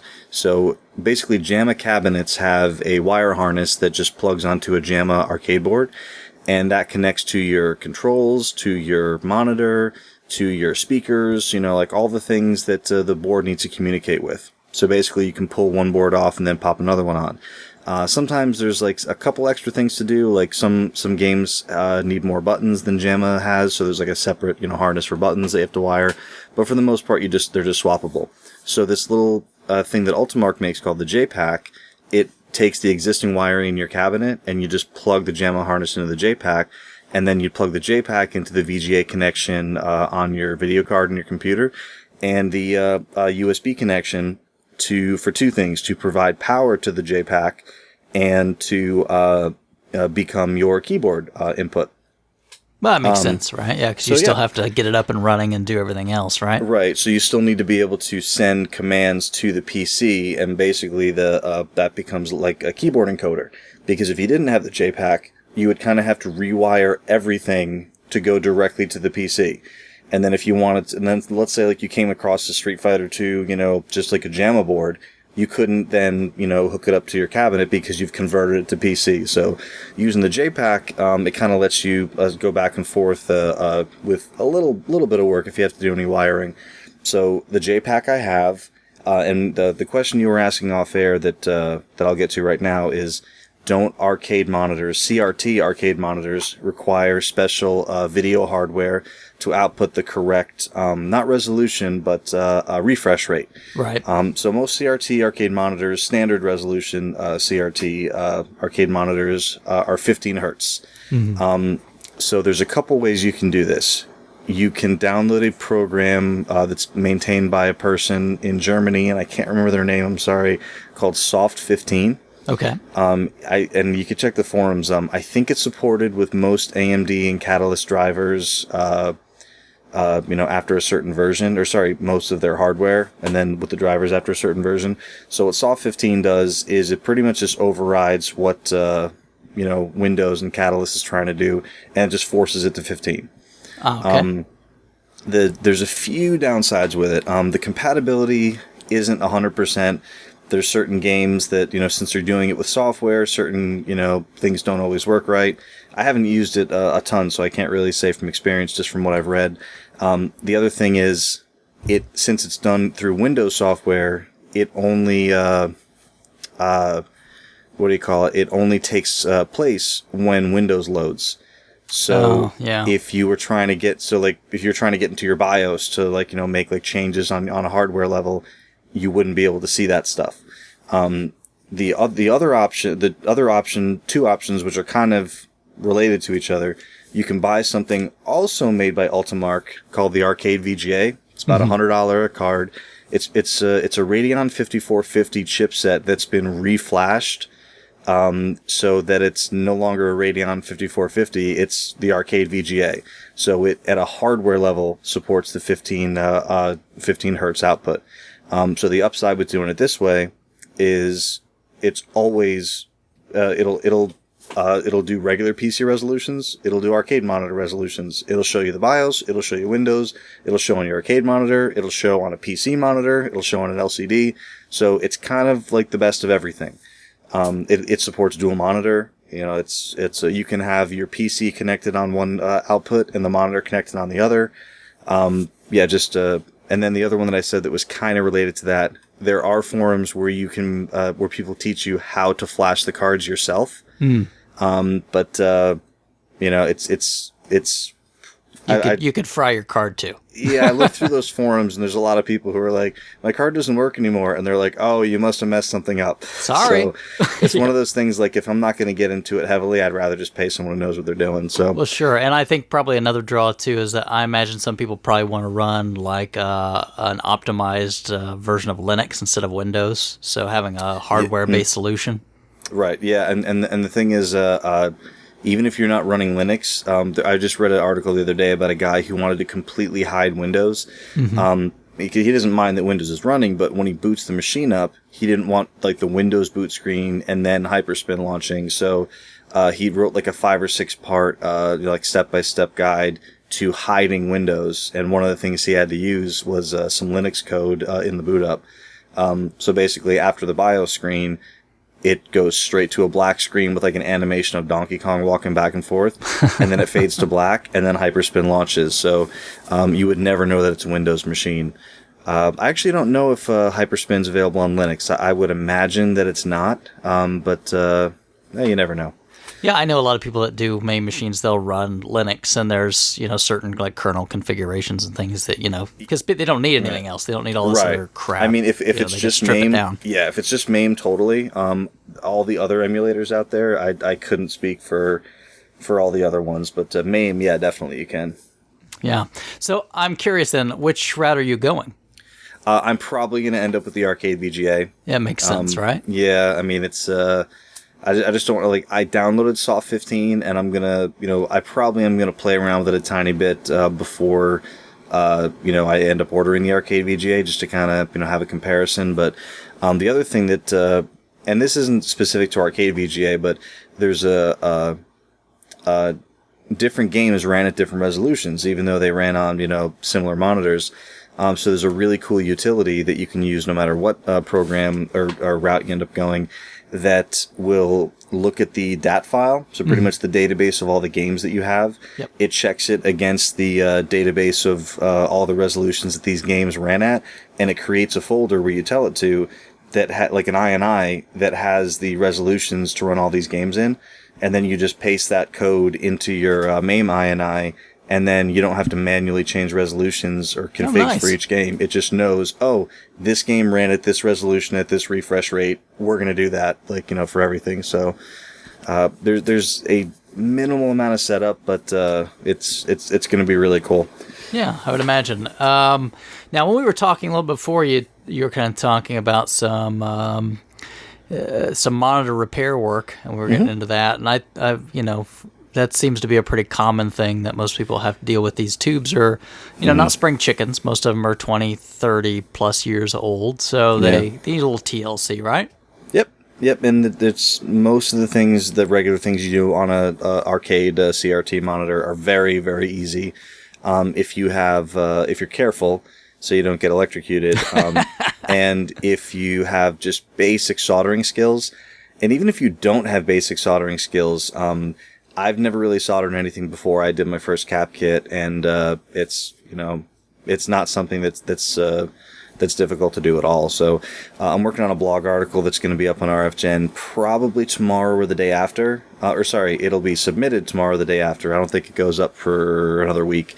But it's going to be pretty much on what I'm going to be doing tomorrow at Lance's house. I pulled the monitor chassis out of the monitor, which is pretty much the circuit board, like the main PCB, where all the circuitry is located.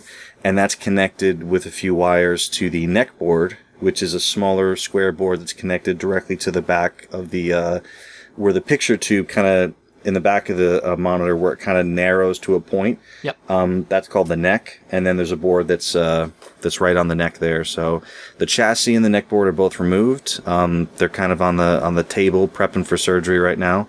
So basically the most common thing you do with an old monitor is you do a cap kit. So those are the capacitors. There's usually maybe a dozen, 20-ish capacitors. And basically over, the last 10, 20, 30, 40 years, however old it is, the dielectric in these capacitors dries out and they lose their ability to be capacitors. So, and usually you don't even know they're going, because what happens is, you'll compensate for them not being good anymore by increasing, the brightness needs to be higher, or the contrast needs to be higher. Oh, the red's going down, then you turn the red up. So, one of the things that always happens is, when you replace all your capacitors and power the monitor back up, everything's turned way too high because you've been compensating. But yeah, so pretty much, you purchase a cap kit, for your specific monitor. So for instance, I've got a Wells Gardner, K7000, specifically a 7191, but you normally K7000, all the parts are the same. Most of the time, if not, they'll tell you, well, if you have this model, it's this one, this model, this one. Sure. So I just went to, the real Bob Roberts, .net, I believe it is. Okay. Just double check that. Have you heard of the real Bob Roberts? Yeah, I think we've talked about it before. Okay. So, the real Bob Roberts is a guy who's been doing, arcade repair and, arcade stuff for, since he was a kid. And the greatest thing about the real Bob Roberts, besides really knowing what he's doing and what he's talking about, his website is from the days when websites were brand new. So when you go to the realbobroberts.net, it feels like stepping in a time machine. It's like flashing text and scrolling. Not even that. It's very, very simple, and it's just an enormous list of everything that he sells. And it's like a home business. I think him and his family just do it out of the house. It's very neatly organized, and it looks like an Excel spreadsheet, and it has a dollar amount next to the thing, and it says sold out or not sold out, and you can't order anything on his website. It's just a list of what he has. It's just a list of what he has. Nope, you have to email him exactly what you want, and then he will email you back a total with shipping and everything. Uh-huh. And then you must mail him a check. Wow. Not even PayPal or anything. Nope, does not accept PayPal. So he has pages of stuff that he's all different. And the thing is, he knows what he's doing, so every once in a while you'll see a part that you'll click on, and it'll have him doing pictures of oh, you want to be careful of this and not this, and people make this mistake and it's not this. Or a link to here's a great story about how this thing works or whatever. And he throws in little personal opinions so in America we have almost exclusively concave buttons, right? So in Japan they have almost primarily convex buttons, so they're curved upward. Really? Oh, yep. And they call them in this country, they call those competition buttons, because since the button is curved upward, you would press the button earlier than if it was, going downwards. So the idea is that you actually don't have to press the button down as far. Not as much travel as that. Right, not as much travel. Even if the plunger is going the same distance, like the button, makes contact with your finger higher. Right. So in Japan, that's almost all what they use. And in this country, it's the opposite. Same with joysticks, actually. In Japan, they almost exclusively use ball tops. And in America, many games were Batwing controllers. Yeah. The joystick top, the Batwing top. So there was a little spot where I bought some push buttons from him, and there was a little link to the convex buttons right underneath the regular Hap ones. And he has this little thing in there that says, "I hate these convex buttons with a burning passion, but people have asked for me to carry them, so here they are. Go ahead and buy them if you want to." Wow. Yeah. But yeah, he's a good dude. I've ordered from him a few times myself, and the monitor repair work that Lance and I are doing tomorrow, we ordered from him again. So basically, you order your cap kit. The realbobroberts.net is a great place to order from. If you can't wait, or if you don't want to write a check, there's a whole bunch of like Twisted Quarter and the arcadebuffet.com, Paradise Arcade. There's a whole bunch of great arcade part sites. So just do a Google search for whatever your monitor's model number is, cap kit. And one thing I want to if you're new to arcade monitors, the big sticker and model number on the picture tube, on the back of the picture tube, that's the model of the picture tube, not your monitor. So yeah, that's from the tube manufacturer, right? So for instance, I have a Wells Gardner K7000 monitor. It's a Philips picture tube, and because you only had a few different companies making the actual tubes. Exactly right. So when you're looking, you're going to be looking for a sticker on the circuitry or near the circuitry, and that'll tell you the model name of the monitor. So you just do a Google search for, Wells Gardner K7000 cap kit. And when possible, they'll cost a few extra bucks. But you want to be looking for something that says, high temperature or 105 degrees rated capacitors. Basically they're designed to last longer at higher temperatures. And since a lot of these machines are enclosed with not the greatest airflow, it's just, for the extra couple bucks, you can Why go not? for it. Yeah, because who wants to do another cap kit quicker? Exactly. Right? Even though they're not terribly difficult, just save yourself some work. So basically, then in the mail, you'll get a bag of capacitors, and you can read the article I'm about to put out, but it's just the simple process of desoldering, which you can either do with a desoldering pump if you still have a Radio Shack nearby, or a desoldering plunger, like a syringe style plunger, which is what I use. So you desolder the old caps, and then you put the new ones with the same designation. Capacitors are rated in microfarads. Yeah, that sounds right. And volts, I believe. So like 9 volt, 2100 microfarad cap or something. Mm-hmm. One thing you want to be careful of, and I'll put this in the article as well, they do have polarity. Yeah, they do. So that's a big deal. You can't put them in any which way. And your board, you'll notice the capacitor has a stripe going down one side that's marking the positive or negative, and I can't remember which one it is, but it'll tell you which side that designates. And the board where the capacitor goes in will have a little positive or negative on one of those two sides, depending on who made the board.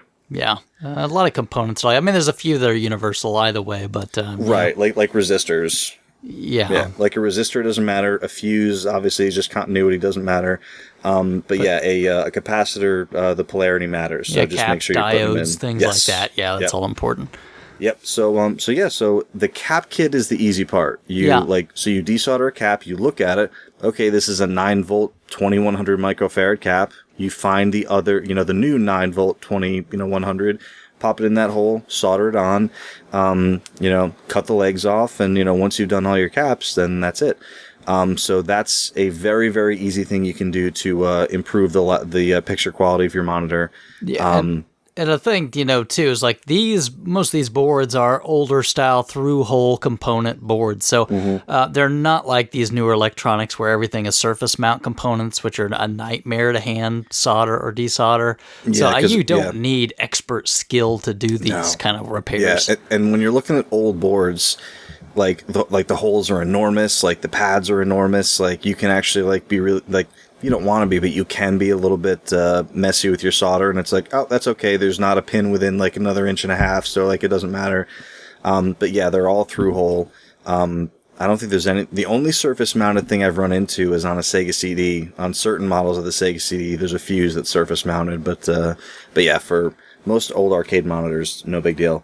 So yeah, once all and the other problem that the cap kit fixes, some older monitors, they get these vertical bars that are kind of known in the hobby as jail bars. Yeah, it's like NES. You see some NES models. Yep, and you can't mistake it. Like the thing boots up, and it's like you're sitting in a prison cell and playing your game. A cap kit will fix that 9 times out of 10, unless you've got other more serious issues. So yeah, the other major thing, the reason why I'm doing this with Lance is my flyback transformer, which is the piece of electron. It's a large, usually black unit that has a focus dial and sometimes a brightness or a contrast dial on it, with a large red wire going to a suction cup on the picture tube. That, everyone has said like, oh, there's enough in there to kill you. I don't know. I mean, potentially.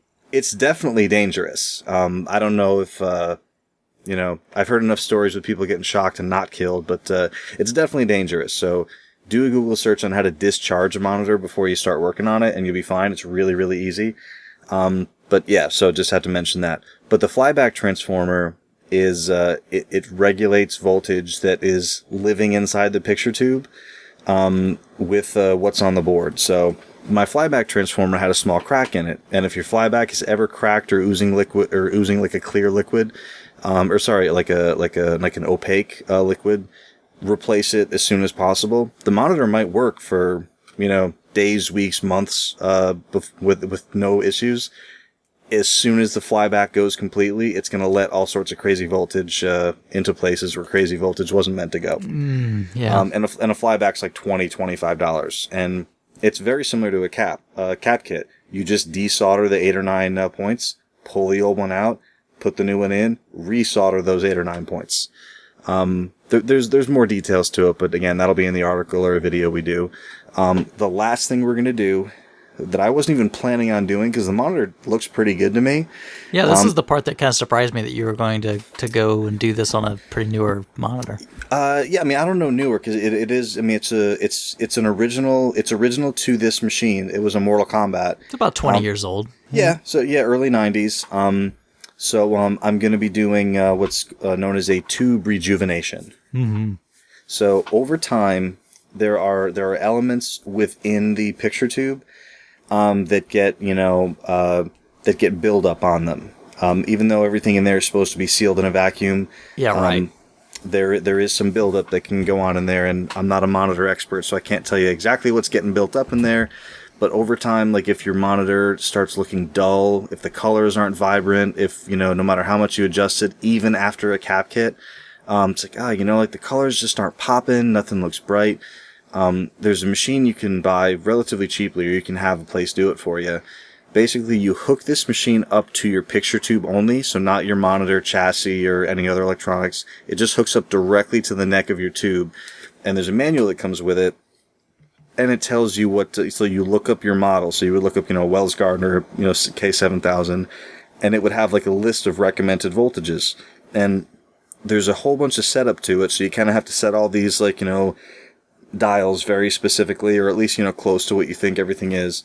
And then you choose each gun individually, the red, the blue, and the green, and you press a button on the tube rejuvenator, and it supplies those amounts of voltages to the elements on each gun. And it pretty much, you're providing more voltage than they were meant to get. You're burning that buildup away. Yeah, cook it off. Yep, you're cooking it off like a self-cleaning oven. Yep. So if it's done correctly, it will now. And what most people say is, it does take a little bit of the life away from the monitor, right? Just because you're burning stuff off it. But a bunch of the people I know who've done this, they say they've never once lost a tube to this. And, monitors that they've done this on are all still running. But we do like to say, like, it can shorten the lifespan of the monitor just a little bit. But basically, if if the colors aren't bright, if they're not popping the way they used to, you can do a tube rejuvenation. And on the machines I've seen, when you apply the voltage to the gun, you kind of see a dial kind of pop up.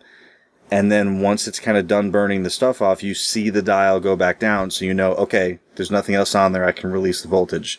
So even if there's only like a little bit of buildup, you can kind of cook that off. So the thing is, my picture tube, it had my machine had a Tech and Tag tournament in it when I bought it. Mm-hmm. And it's not really like the sharpest game. Like it's kind of like playing like a PlayStation 1 game, like to kind of get like an idea of what the picture looks like. So I'm going to bring it over there. Lance has a tube rejuvenator, and maybe we'll hook it up and just kind of see, maybe we'll hook it up and see what everything looks like after the cap kit and the, what do you call it? The flyback. Mm-hmm. So the cool thing is, since he's got like a dozen arcade machines over there, we can just hook my monitor up to any one of his machines once those things are done and see how it compares to some of his other monitors. Yeah. He's even got a Mortal Kombat 1 dedicated cab, which is beautiful. And then he has, I think it's a I can't remember, it's either a Mortal Kombat 2 or 3 cabinet, but he's got a JAMA switcher in there running 2, 3, and Ultimate 3. Nice. So it'd be cool. We can actually kind of compare it to two other Mortal Kombat machines, which is what it originally came from. Cool. So yeah, that's. I don't know if that went a little bit longer than we maybe planned, but those are the gamey game things that I'm doing tomorrow, and you'll get an article. You'll maybe get some pictures, some video, and hopefully everything works out great. And everyone who comes to RetroWorld from the RF Gen crew and comes to my house will get to enjoy it. I'm ready to play some Mortal Kombat. I'm ready. Oh yeah, it's gonna be there. I think that's an important thing, is that as we get older and all these pieces of gear get older, basically people that are in the hobby have to learn how to become like this crazy jack of all trades. You basically have to learn how to be a TV repairman. Yep. Because if you don't want to pay someone to do it for you, if you can find someone to do it exactly for you. It used to be you could just call, okay, well, it's $50 to get a TV guy to my house, and then it could be another 100 or 150 to service it. It's I think your point is, it's getting to the point where you can't find a professional person who has a business who services arcade machines besides like people in the hobby. Yeah, well, it's all like pinball, right? I mean, there's unless you got certain people in certain areas, usually that's the one guy, just because that's what he's kind of made his side business doing. I mean, probably what tons of people used to be able to do. Just people aren't doing this stuff anymore. It's not, the TV repair places used to be a dime a dozen. When it was much more cost effective to fix a television than to buy another one. These days, nobody does that. And, obviously people are throwing tubes out like they're going out of style. And tubes are quite literally not manufactured anymore and haven't been for quite a few years. So what we've got, the supply that's out there, is it forever. Because it would be enormously expensive to set up another factory to start producing tubes again. So I doubt that will probably ever even happen. Yeah, and it was happening because I worked at Best Buy during the transition from, okay, we still have some tubes, to, okay, we don't have any tube TVs anymore. And then there was until, I don't know what year it was, but it seemed like it wasn't that long ago, that you could still buy a newly manufactured Wells Gardner CRT arcade monitor. Mm-hmm. They were making, like medium resolution and dual resolution, monitors that people were, putting in arcade machines. The market has dried up on those. I think mainly because a lot of people are kind of okay with, if you're going to make your own arcade machine, I'll just throw a cheap LCD TV in there and like whatever. Who cares if it's CRT? And the people who want CRTs, they grab machines off Craigslist and figure out how to repair them instead of buying new ones. So no one's making them anymore. So it's kind of up to whoever wants to maintain them. Yeah, and we're operating on borrowed time on a lot of these things. I mean, they're, these will not last forever. There's a certain degree of repair that you can do, but once the tube goes, you can't that's it, right? Actually, Lance texted, or like it was like a private Facebook message to me and the guys who were running the expo like a few months ago, and he's like, "Hey, FYI," and it was a certain model Sharp television. Yep. That he's like, if you're ever out, I know you can't even find tube TVs like at a lot of thrift shops anymore. But he's like, if you see any Sharp tube, like I think it's like any Sharp 20-inch tube. Yeah. I gotta check the exact model. He's like, they're interchangeable with arcade monitor chassis of that size. So he's like, if you see them, grab them, right? Let me know, because he's people are always looking for tubes for tube swaps, and usually if it's if you have bad burn-in, you can just do a tube swap. But it's like you said, I mean, there's it's weird to think of these as like endangered species, but they will all be gone. Yeah, I mean that's it. That's the crazy part. Like back when I got those little Sony PVMs, I picked those two up, one for you, one for me. Yep. When I was talking to him about that, the guys were like, "Oh yeah, I can't believe you wanted those. Well, you just threw a bunch of those out." And I'm like, "No, right?" We actually, my wife with my first son, we were at the ultrasound, and they had little 13-inch PVM up on the wall. Like that's what we were watching the ultrasound on. And she had to leave the room for a minute, and I walked up to it, and I looked around the back, and it wasn't as nice as our model. It just had it didn't have like the BNC inputs. Yeah. I think it was just, I can't remember, I think it was just DB15. But anyway, the next time we went for an ultrasound, it was an LCD. And I said to her, I was like, oh, those old monitors you guys had. And I was like, I would have asked you for one if they had the connectors I wanted, but they didn't. It was like one model down. And she was like, it's so funny that you said that, because some guy just made fun of those monitors like a few weeks ago, like, oh, this nice, doctor's office using old monitors. And I was like, you tell that guy. Yeah, I has no idea what he's talking about. Awesome. No idea. Yeah, well, I mean, the 25-inch PVM I've got has, it has... Jerk. it has a computer. Well, it's supposed to be like a computer connector, but use that for RGB in. And the others, it's got some other inputs. But I've still got that 14 I keep around as well. But nice. that's it. Yeah, I've actually, speaking of that, I mean, I've been on the lookout. I was on the lookout for 20 and 25 RGB monitors forever, until I just gave up because it was so frustrating trying to find them. And I started thinking, hey, I mean, like arcade monitors accept RGB signals. Like, why couldn't you just use that? And I looked into it, and like a lot of other, RGB things, the signal that's output RGB by most things is just a weak signal, so you can do it. You should have an amplifier, like an inline amp, kind of like the N64 mod put in. Yep. And then the downside with an arcade monitor is they're usually just in an open frame. Yeah. So if you wanted to have it outside an arcade machine, it's not really the most attractive or safest option. So, but it's one of those things that, hey, if you have an arcade monitor mounted in a machine and you can hook up the connections with a simple RGB amp, you could absolutely do RGB to an arcade monitor. Yeah, well, I mean, that's it. You got to go wherever you can get it. Because these, unfortunately, I think that's way too many of these things are just getting landfilled, and which is going to be a big shame. So, look around if you can source any of these things, stash one away, or whatever you can do. But cool. Well, I will look forward to hearing how all that turns out. Hopefully, we'll get some pictures. So you guys got to go over to RF Generation and check out Bill's blog article once it's up. I'm sure his article will hit probably roughly somewhere around the same time this show hits. So. You can check that out. And we wanted to spend a little time, too, talking about RetroWorld Expo, right? It's coming up October 3rd, and that's not far away at all, right? No, yeah, I mean, especially if you're need to plan any kind of travel. I know we got some RF Gen folks, like we foreshadowed before, visiting from Canada. We have some coming in from Jersey. We have maybe... a combatant coming down from Massachusetts. We have, I think, Indiana is getting represented. That's me. Yes. Bickman's coming. I think he's. Yeah. Oh, yeah. That was great to hear. He pinged me and he was like, "Hey, I think it's going to happen." And I was like, "Oh." I'm expecting Reggie with a fro, but I don't think it's going to happen. Yeah, it's probably not. No, I've seen pictures of Adam. He does not look like Reggie with the fro. No.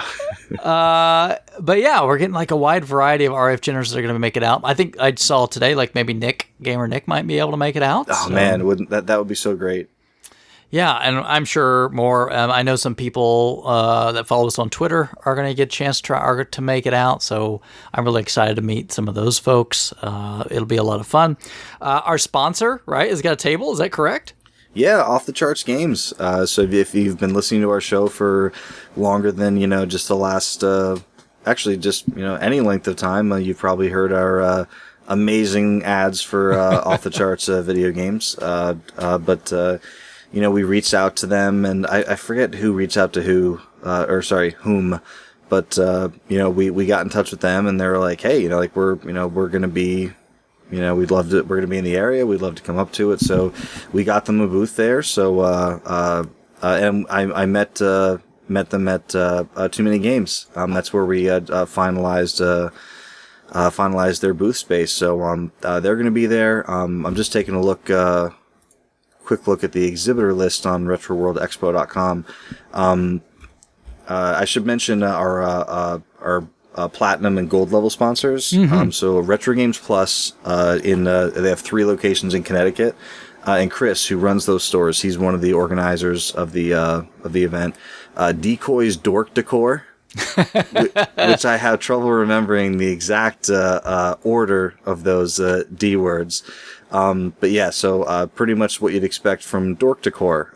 Just geeky stuff. Love it. To put in your house. Okay, you get a game room, you got to decorate, right? Exactly. So, like shot glasses. They do a lot of glassware, which is kind of cool. 8-bit ties, custom beer mugs, they do a lot of stuff. So you can check their website out. It's Decoy's Dork Decor. And the last platinum level sponsor, M&J Video Games. So they're another video game store here in Connecticut. We see them at a lot of events, buy, sell, trade events that we go to. They also do some sports collectibles. So yeah, M&J, and they're big wrestling fans. So you'll see if you go to any one of their stores, or their store rather, you'll see all the different wrestlers that they've had come into the store and sign autographs and stuff like that.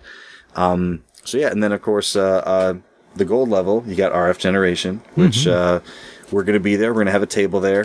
Whether you're an RF Gen member or not, come see our table. We're going to have, whatever we want there. We're going to have, some laptops if you guys want to, sign up if you're not members. I thought maybe we'd have, some of the, one of the reasons I started coming to RF Gen, maybe we have some, checklists printed out. Yeah, sure. People could grab some checklists, do some hunting, take some notes, mark what they've got, what they need. If, maybe do a little trading. If you guys want to bring stuff that you're looking to move. Yeah, I'm going to bring some goodies with me. So me and Krabby in the car. I'm going to pack some stuff to put on the table. And I'm going to have I think I'm going to have a little paper checklist because I'm going to guess I probably won't find many games I need to buy. But manuals, hopefully I can run in some manuals. Nice. But yeah, and then, wow, there's a lot going on the panel side too, right? Yeah, I mean so again with John and Lance from RetroWare organizing the event, they've got a pretty good network of contacts, especially in the YouTube space. So the gaming historian, who has a show on the RetroWare network, Pixel Dan, who I'm not real huge in the in all of the different avenues for retro gaming on the internet. I kind of stick to the few sites that I stick to, but I told a friend of mine that Pixel Dan's going to be there, and he said, "You're kidding me. Pixel Dan is my idol." So yeah, he's PixelDan.com. Cool. The Game Chasers, Billy and Jay. Yeah, of course. We have some contact with them. I actually met Billy at Too Many Games. Real cool, real nice guy. So they're going to be up. I heard there are a couple chodes. What's that? I said I heard there are a couple chodes. Yeah. If you watch their show.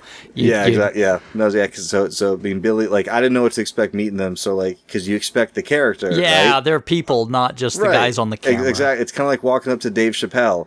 I mean, I'm Rick James. And you're like, no. Yeah, that's Dave Chappelle. Yeah, that's just I hate to disappoint people, but probably they'll meet us when they come to the show. Oh, hey, And I'm like, I'm just a guy. But yeah, thanks. person. I mean, I think we're people on our show though. So Yeah, that's true. But yeah, sat down at a table with John, and Billy comes over, and foreshadowing another person who is Rue, Joey DeCina, Rue, sitting down at a table and just kind of like, oh, met everybody. Hey, how you doing? We talked about their show that they've been doing down in Texas, and kind of all the things that they went through their first year. So yeah, foreshadowing. Rue's going to be there. Yeah, Clan of the Grey Wolf, isn't that his thing? Yep, Clan of the Grey Wolf. So 16-bit gems. Real cool guy. I actually ended up. He stayed in the hotel room with us at Too Many Games. Cool. And I don't think I offended him as badly as I offended Lance with my snoring. Lance was physically angry with me. So I need to bring earplugs when I come? I mean, I'm going to have them available for everyone, just so I don't make any more enemies. I'm not a snorer, so... Yeah, I mean, I feel like everyone is, but like I sleep through everything, so... I'm going to be bringing bringing some sleep aids, so don't worry. Yeah. So yeah, Alpha Omega Sin is going to be there. So he's got his web series, of the same name. Cool dude. Yep. He wouldn't let me we met a bunch of the guys down in Too Many Games, and he gave everyone high fives, and I was standing the farthest away, and he was like, "Nope, I'm not letting you off the hook," and he waited until I high-fived him. So I'm guessing, and this is probably very superficial, but looking at him, I'm thinking like him and Krabby will probably have a lot in common musically. Yeah, I thought it was Krabby when I first saw the picture. Well, it depends on which era of Krabby, with the hair and the goatee and everything. But yeah, I have a feeling they're gonna like just walk up to each other. It's gonna be like stepbrothers. Did we just become best friends? Yup. That's right. Banjo Guy Ollie is going to be there. Yeah. Which unfortunately, from the latest information I have says that he won't be playing anything. Oh. But he's just going to be visiting because cool. I think he's just visiting. All right. But he's probably going to have like CDs and stuff to sell. Maybe we can persuade him to play. Like we'll sneak in a ukulele. How can you be called Banjo Guy Ollie and not play your banjo? Well, you're still a banjo. He's still a person. Oh no. Perform for me. Dance, monkey, dance. I know, right? So this next guy, and I'm just going right down the list on the guest list. So this next guy, I don't know if he's really known kind of outside, our little circle here, but Robert Neal. Mm-hmm. He runs RetroRGB.com. Oh, I honestly, I don't mean this in the wrong way to anybody else. When I saw him on the list, I was like, I can't wait to meet this guy. I know, right? So I learned so much from his website and got my RGB setup going from all that. I want to just shake his hand and tell him thanks. Yeah, he honestly, he's that for me too. Like I had and I was talking with Chris because I brought my PVM that you gave me to one of Chris's events. And I had it set up with SCART and RGB and everything. And he was like, "Oh, that's cool. What is that?"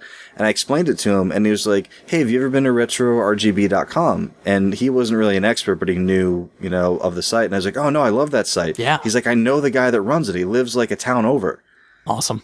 I was like, "You got to be kidding me. We have to get him to come to the show." So I think we took some convincing because he was like, "I don't know. Like, I'm just a guy," But no, I'm super excited to have him there and thank him. And I actually I've been in touch with him a little bit. He has some pictures of some of my machines on his site because he had never seen the serial number range before. Nice. So I sent him some stuff to use on the site. So yeah, if you have any interest in using RGB on legit hardware, his panel is one you have to see. And you should be interested in that if you're not already. Yeah, exactly. So related to that panel, the newly founded company HD Retrovision. Okay. Which is I don't know if you're familiar with the Kickstarter or not. I am not. So basically, what HD Retrovision is it's a method of bringing your retro games onto your high def TV, but not in a way that like you just plug them into the TV and it's like okay. It just looks like a smoothed out, So is this like a FrameMeister kind of thing? So yeah, so basically HD Retrovision, it's not like a piece of hardware. Mm. It is it's different sets of cables for the systems that you already own. Okay. So what they've done is so depending on the model of the machine you have, there's a different cable. So like for like a Super Nintendo 001, NTSC versus the Super Nintendo 001 PAL or the SHVC1 Famicom. So it's what you've kind of always wanted. You just wanted to plug a cable right into the standard AV out on your Super Nintendo, and then just plug them into the component spot on your TV. Interesting. So they're going to have a panel, and I believe that Retro RGB and HD Retrovision are kind of sharing the panel where they're going to be kind of talking about the merits of connecting the systems both ways. But HD Retrovision is definitely really cool because it's a super simple solution. Don't need to buy any new hardware. Don't need to find a TV or anything. Cool. So they'll be there. Second Opinion Games is a Connecticut podcast and news site. Okay. So they're going to have a table there. They're going to be covering the event, and I think they're going to be having they'll have a panel, which Chris actually knows Wes from Second Opinion Games, and he says he's really cool. The site looks really good, so so they're going to be there. Some guys from Rift Generation. Those guys are jerks. Rift Gen. Don't show up. Don't go to their panel. I wouldn't. I have a feeling it's going to run long. I don't know. I'm sure we're going to have. Hopefully, it's not like the one we did at Too Many Games where the people before us ran way over and. And then we had to we had our laptops in the back. We were in the audience preparing our microphones and everything for the show, and we ran right up on stage. Yeah. But to make matters even more interesting, there is a chance that we'll have some surprise guests on that panel from another type of cast. No, we can't let those people up there. We have to have some standards somewhere, Bill. We'll let them up there, but they won't get microphones. That's right. So you sit at the kiddie table over on the side. Exactly. Yeah. So, but yeah, we'll have more to announce on that hopefully very soon. Unless we decide to keep it a surprise, and you'll just have to show up and find out.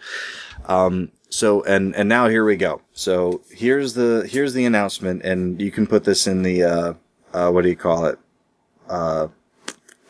Yeah, that too. Yep. That was my mouth, by the way. Drum roll, please. It wasn't real.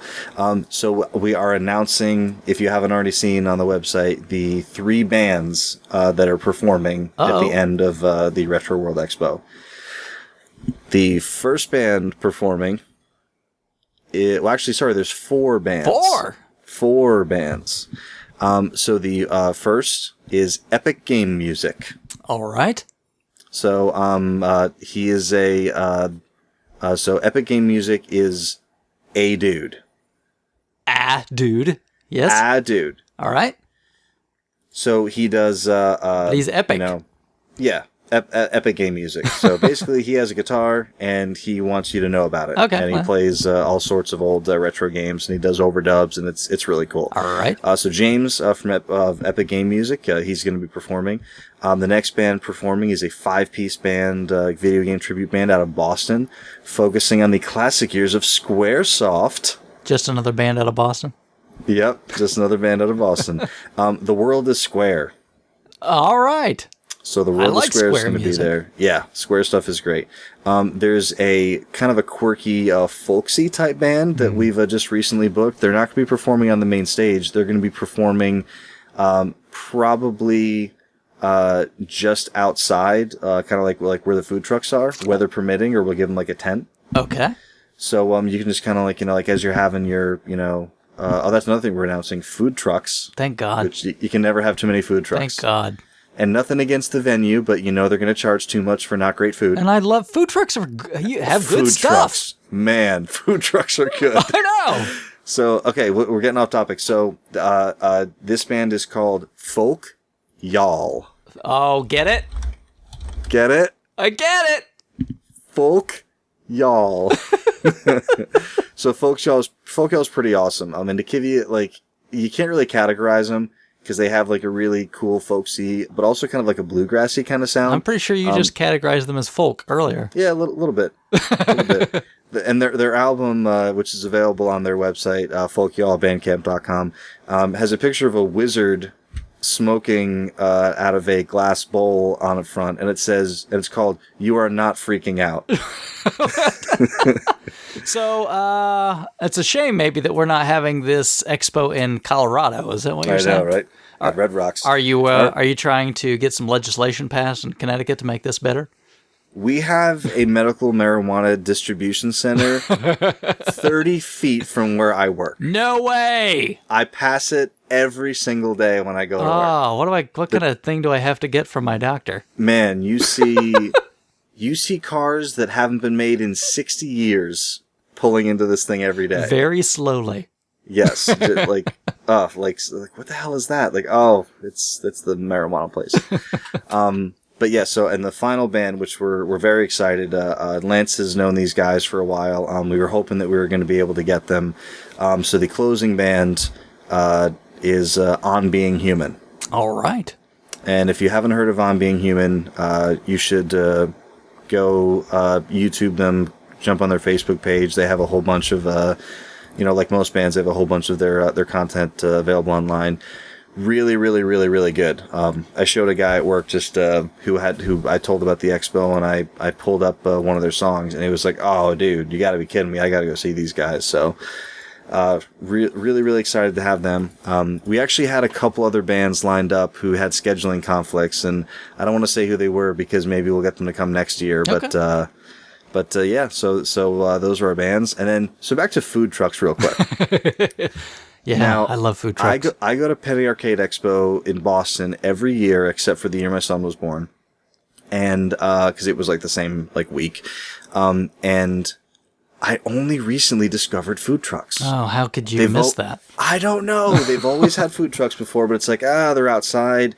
I'm right here. I'll just get I was bringing food a lot to save some dough. Oh yeah. So this past year we just happened to be near them. Like let's go out to the food trucks, even though it was cold. And I gotta tell you. Change your life. Right? Change your entire outlook on life by going to food trucks. Yeah. The town I work in, like every Thursday downtown is Food Truck Thursday. And guess what? You know where I'm going on Thursdays. I'm telling you, like, I didn't realize how good food trucks were, and now that I know, I just did a search, like, in Connecticut, like, we're the best food trucks in Connecticut. And there are, like, food truck meetups. Nice. Where, like, 40 trucks will show up every couple of months and just, like, it's like a food truck off. Nice. So, I don't know if I can announce exactly which food trucks we have, but one of them has Spud in the name. All right. You can't go wrong with potatoes. Oh, no. If you're a fan of Spuds, you're going to be happy with this truck. But yeah, we don't have the exact details. We have, we know we have it, because John from RetroWorld TV, I believe his brother runs a food truck. Makes sense. So I think it's like, I don't want to make any promises, but I believe so far we have a cheesesteak food truck. That sounds wonderful. A potato food truck. All right. Some kind of dessert food truck. Oh, there you go. And then another kind of like maybe like chicken sandwich lunchy type food truck. So you'll have options. Perfect. Yeah, and it's going to be fantastic. So those are kind of the list of panelists and guests and bands that you're going to see there. On top of the really what's turning out to be an amazing arcade. Yeah, so do you have any guesstimate as to how many machines you're going to end up with in there? We have about 30. All right, that's a lot. We have about 30 machines, and for a long time we were considering having like a company bring them in, or maybe we could we've already asked. We put up a thing that said if you want to volunteer or not volunteer, if you want to contribute, if you want to bring your arcade machine and set it to free play, free admission. Oh sure. And you can even list the machine for sale if you want to. So we've only had a couple people do that. So since Lance is such a huge arcade expert and he's so good at reviving old machines, for the last year or so we've been on the lookout for machines that need work or dead or dying machines, and he just started buying at first he bought a machine. And then he bought another cheap machine. And before you know it... you own an arcade. Right. And then Chris has storage for the store, near the Oakdale. So it's like, hey, we kind of bought enough machines to do this. So yeah, we have roughly 30 machines. And what do you call it? I can't remember who it is, but the Lance from RetroWorld, he knows some guys who are going to be coming down who are going to be bringing some pinball machines. So on top of the 30-ish arcade machines, there's going to be like a half dozen pinball machines there. I love pinball. So there gonna be free play. There's gonna be tournaments. We do have like official tournaments set up, but there's also gonna be like, we figured it'd be kind of cool to have like makeshift tournaments. So like we're just gonna have like great big like whiteboards in the area with like brackets on them. Okay. That anybody can just be like, okay, who wants to be in this Street Fighter tournament that we're about to have right now? Right. There you go. So so hopefully it'll be good. And we recently got word, which is amazing. I forget who is playing.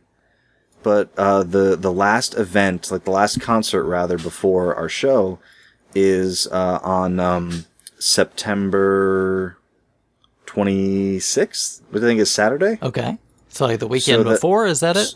Right, the weekend before. So that Sunday, there's no event, and then they're not doing anything during the week. So they told us if you want to start bringing your arcade machines in on Sunday, no one's going to be in this room between Sunday and your event. Fantastic. Oh, amazing. So we're actually going to, that Sunday the 27th, we're going to plan probably to be at the Oakdale all day, just setting the arcade up. So that's the coolest thing about, being able to walk in on Friday and the arcade's already up and running. Great. Saturday. I said Friday. Saturday. Yeah, and there's going to be, is there going to be a console area? Yep. So the arcade area is going to be 30-ish arcades with the pinball machines. And we've actually got I've been to a lot of events, and there never seems to be enough places to sit down. So we filled that arcade area with couches, as well as chairs and other things, so you can kind of lounge and stuff like that. But yeah, there's also console free play in that area. And we have the console tournaments are going to take, it's kind of like this one big, huge side area, that's kind of like designed for like, convention lunches and stuff like that. It's going to be our arcade console free play area. There's going to be like a place where you can check out console games if you wanted to do some free play. We actually talked about this. We can't think of any reason why not to let people, cause we're going to have like the console free play games like kind of catalog with like a checkout system. But if you just bought a game on the floor and you want to come and play it, as long as the game's not dirty or anything, we could probably make that happen for you. Nice. So we get, and the console tournaments will be in there. Now, there is a certain person who may or may not be willing to display his completing Teenage Mutant Ninja Turtles on the NES skills. If possible new world record? If that person can be convinced, I would love to share with you my plan to put that spectacle on Showcase. Oh, yeah. And that's probably the area it would happen in, is the console tournament area. Another thing that we just recently added, there's a couple companies that do arcade and video game auctions in Connecticut. Nice. So towards the end of the day, they're going to have like a little area where you can, whether you're like a guest, a vendor, like whatever, where they have like a little consignment booth where you can offer your item up for auction. And at the end of the day, they're going to run a live auction in one of the other rooms. So you can kind of, just like Storage Wars, you can kind of walk through and like look at all the items before they get auctioned, like kind of like behind glass, and then be like, okay, the first item off the bid is blah, blah, blah, blah. So I hear 30. So if there's a Panic restaurant, because it's the last one I need, no one else bid on it. Yeah, I'm sure we can get Rich to hold off on that. So is Panic it? Yeah, I got Zombie Nation in a couple weeks ago. Sometimes I forget that I collect complete in box NES games because I haven't gotten any in like 7 years. Yeah, well, I mean, it was freaky because my local store, a guy came and just brought in a big lot of games, and there was a Zombie Nation Game Exchange? in there. Yeah, Game Exchange. Nice. So they held it back for me. They cleaned it up. They gave me a very good deal on it. And so now, yeah, I mean, I'm not going for stadium events, obviously, and there's some unlicensed titles. But as far as U.S. licensed goes, outside of stadium events, Panic Restaurant. That's it. Wow, crazy. So you and me, buddy, are in the one more club. for different systems. And you're definitely. Oh, it killed me. Well, it double killed me. But a few days ago, our very own Rustly man, who is definitely going to be at the show, Awesome. both as a attendee and he's got his own. Excuse me, he's got his own booth. Is he going to show his car off? Yeah, he's going to show his crafts off. Cool. So he's going to be not only at the RFGen meetup at my house the day before, but at the show as well. So Russ posted. Oh no, he either posted or he commented on it, and he tagged me so I would see it. But someone in Connecticut posted a picture of a complete Spider-Man Web of Fire at Savers. Oh no! So here's the part that didn't kill me so much. They were asking $300 for it. Okay, all right. So it wasn't like a $3, thing. So it was $300, and I'm like, okay, it makes me feel better because I would not have bought it for $300 if I saw it. Sure. And then someone later in the thread, like that night, took a picture of that same display case. I guess they went to their local Savers, and they were like, "Oh, gone." Oh wow, that fast, huh? And I was like, wow, I mean, $300. But then I looked online. I'm like, yeah, I mean, eBay, it's between like $330 and $380. So even if someone figured, I'll make $30-$40 on it if they were flipping it, Yeah. Or if they were keeping it, I mean, it's less than what it sold for on eBay recently. So, yeah, I mean, unless I come across that miracle copy, I can't drop that kind of money on that game. Understand completely. I've waited very patiently, and Zombie Nation showed up out of nowhere. So let's hope the same thing happens for Panic Restaurant. Yeah, I'm kind of hoping that someone's just like, hey, do you want to keep this for like a month so you can say you had a complete collection? And I'll just give it back. I'll sign a contract saying I'll give it back to them. Right. Just so you can take the picture with your smiling face next to it, right? Yep. Just like I'll update like my LinkedIn profile, my resume, just like make sure it's in all the places people could look before I get rid of it. Right. Well, if people are looking for other things, maybe not quite as, but it could be there too, right? There's gonna be plenty of vendors to buy from.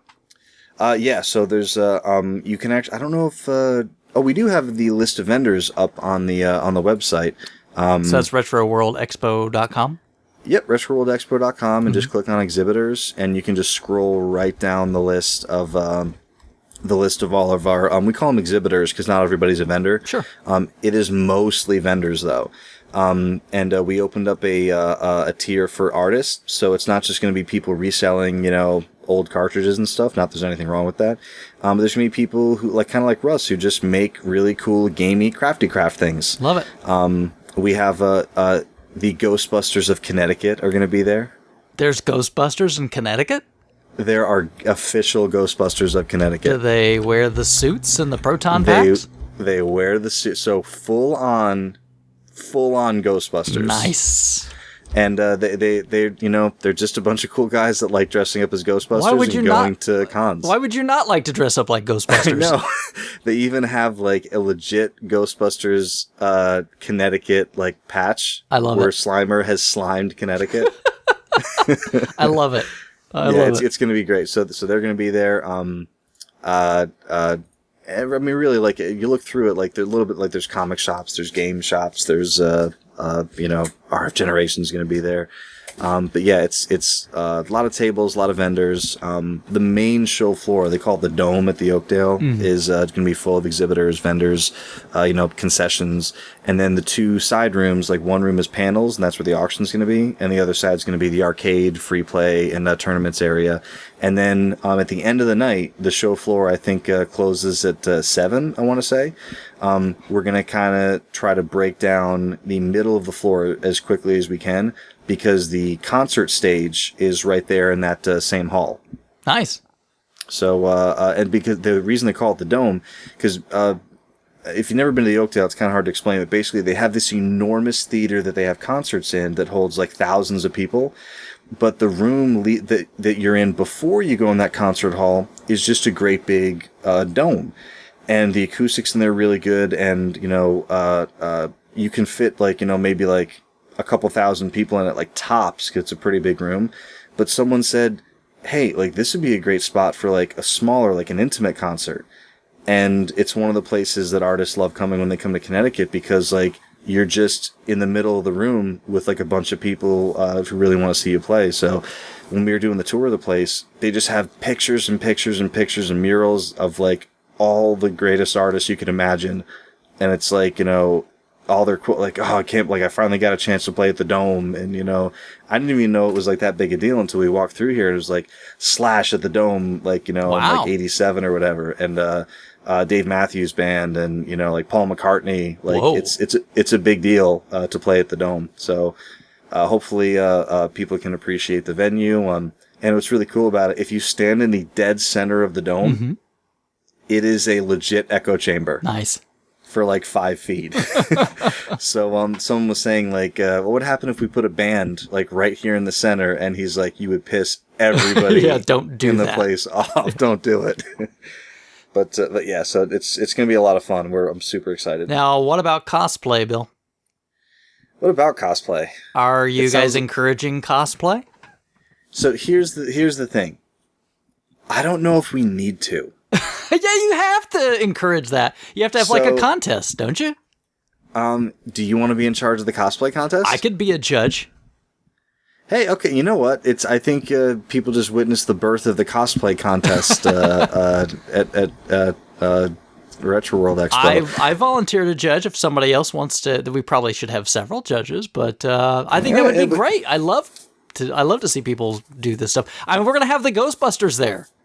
We are going to have the Ghostbusters, so they have to be disqualified because they have like a relationship with the event. How about they come up? They just aren't eligible to win. They can escort all of the other contestants. I love it. Okay. So you talk to the guys. I want something out there that says cosplay. Come on, bring your best cosplay. Right. Let's have a competition. I'll talk to the guys. I'll see if we can do it. I didn't think you had to encourage them. I thought that cosplayers that's who they are in their hearts, and they just go to events dressed up as people. Well, yeah, but I mean, you want to like this is a fun thing that people do in this community. So do you seek out cosplay contests when you go to events? I like when I went to out in Vegas. Yeah, that place. Dang. Well, yeah, but that is Vegas. Yeah, but no, what was the convention I was at? Anyway. The gaming convention? Or? Yeah. It's the big one out there, and I just don't know why I can't think of it. CGE, Classic Gaming Expo. Yeah, they had like a really huge cosplay contest, and it was a lot of fun. I mean, like kids, so they like age groups, and when I was at Midwest Gaming Classic, there was a cosplay contest again, like different age groups and stuff. I mean, it's just fun. You know, it's one of the best cosplays I've ever seen, and I know it's because I'm a Kingdom Hearts fan. Dark Sora. Okay. Someone did Dark Sora, and it was absolutely unbelievable. There you go. Like, or I don't know if you call it Dark Sora, if you call it Shadow Sora or whatever, but like he was from the Shadow world, and it was so good. Super spiky hair. But like, I wish I should, if I can find the video, I'll send it to you. Because the thing is, the kid had been there, for the whole show, so everyone knew he was going to be coming up. And like when they announced him to come up on stage, like, and the next contestant, Shadow Sora, the place goes as nuts as the Street Fighter tournament I always reference, and I don't know who the people are. Yeah, that's Daigo. Yes. Yes. Daigo Umara. That's how nuts the crowd goes when this dude comes out. It's unreal how good it is. That's it. People get hyped, right? It's just fun. You gotta do fun things that people don't get a lot of chance to do, right? It's only these sort of things you can go and do these sort of crazy stuff. Mm-hmm. Very good. Well, wow. Is there anything else that we left out? I mean, does that kind of cover it? Yeah. I mean, I think that's without getting like too much into the nitty gritty, but yeah, I mean, in a nutshell, it's going to be your standard, awesome gaming expo. We're going to have a whole bunch of, vendors bringing a whole lot of cool stuff. We're going to have some artists. There's going to be a great big arcade with tournaments. There's going to be food trucks. There's going to be bands playing throughout. There's going to be bands playing at the end of it. Yeah, I mean, it's just going to be great. It's our first year. So the only thing that I kind of wish, I do kind of wish it was like a 2 or 3 day event. But I mean, it is really expensive to rent the venue, and you're kind of uncertain with where you'll be with ticket sales and vendors. I'm very happy to say that our vendor spaces will probably be sold out. We thought they were sold out, and then we realized that we had more space available to us, and we're like, oh, we can use that space because it borders doors. So we're like, oh, we got to keep those doors clear. And they're like, oh, no, those doors go to another area that you're not using. So you can butt stuff right up against that. So we actually have some additional tables available now. So we'll probably be sold out in the next couple of weeks. So the show floor is completely full. Yeah, and admission ticket prices are cheap, right? It's like $25. We dropped it. So originally, same thing. Like we didn't know kind of like how many tickets we'd sell or how the exhibitor spots would be. So basically, when we sold out of the exhibitor floor spaces, we're like, you know what? Like let's pass it along to the people who come into the show. Let's make it a 20. Like I think we had it at $30 pre and then like 35 day of show. We're like, let's not punish anybody for showing up day of show. Let's just do 25. So we dropped it to 25. If you're one of the people who purchased a ticket at 30, we're going to have your refund's going to be at the show. Just for ease of, distributing that to everybody. I think we're just doing, cash refunds at the door for the handful of people who purchased when it was still 30. But yeah, $25, day of show or pre. We do recommend that you, do a pre-sale. That way you're not waiting in line, to buy a ticket day of. Yeah. But yeah, I mean, $25. So hopefully, our plan is that the show, if a lot of people like it, if it does really well, we'd love to do it as a multi-day event, in following years. Because there's nothing really else like this in Connecticut. There's a few things in New York and in Jersey and in Boston, but, nothing in Connecticut, so hopefully we can keep it going. Yeah, I love it. And if you're not privileged enough to stay at Casa de Bill, there is discounted hotel, right? Yep. So same. All that info is just like we said before. It's on RetroWorldExpo.com. So if you click on, I believe it's called, it says lodging or location and lodging. So you do have all the different the local hotel rates. And I believe we have a group rate. Excellent. For a couple different hotels. So depending on how far away you want to stay. So just a note for, specifically the RF Gen people who were planning on maybe coming in, hanging out with a bunch of the guys who are coming in from out of town. I live in Sandy Hook, which is about little under an hour from the Oakdale. So the only reason I mention that is because if you're getting a hotel near the Oakdale and not renting a car to drive to me, it's going to be a bit of a drive.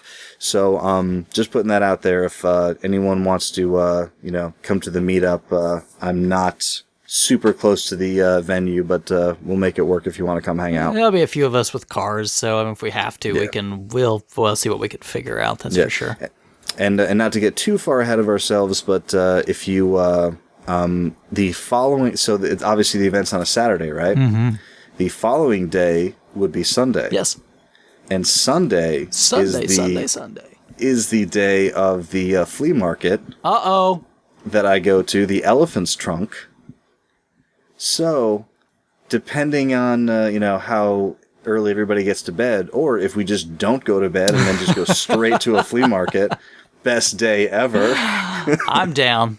I love it. So, yep. So, and there's actually there's either the option of going to that flea market, which is back near where I live, or there is one. We'd probably have to go to the one near me because not everyone's going to want to get like another hotel far away. But yeah, it's we could maybe make this like one big video game flea market crawl.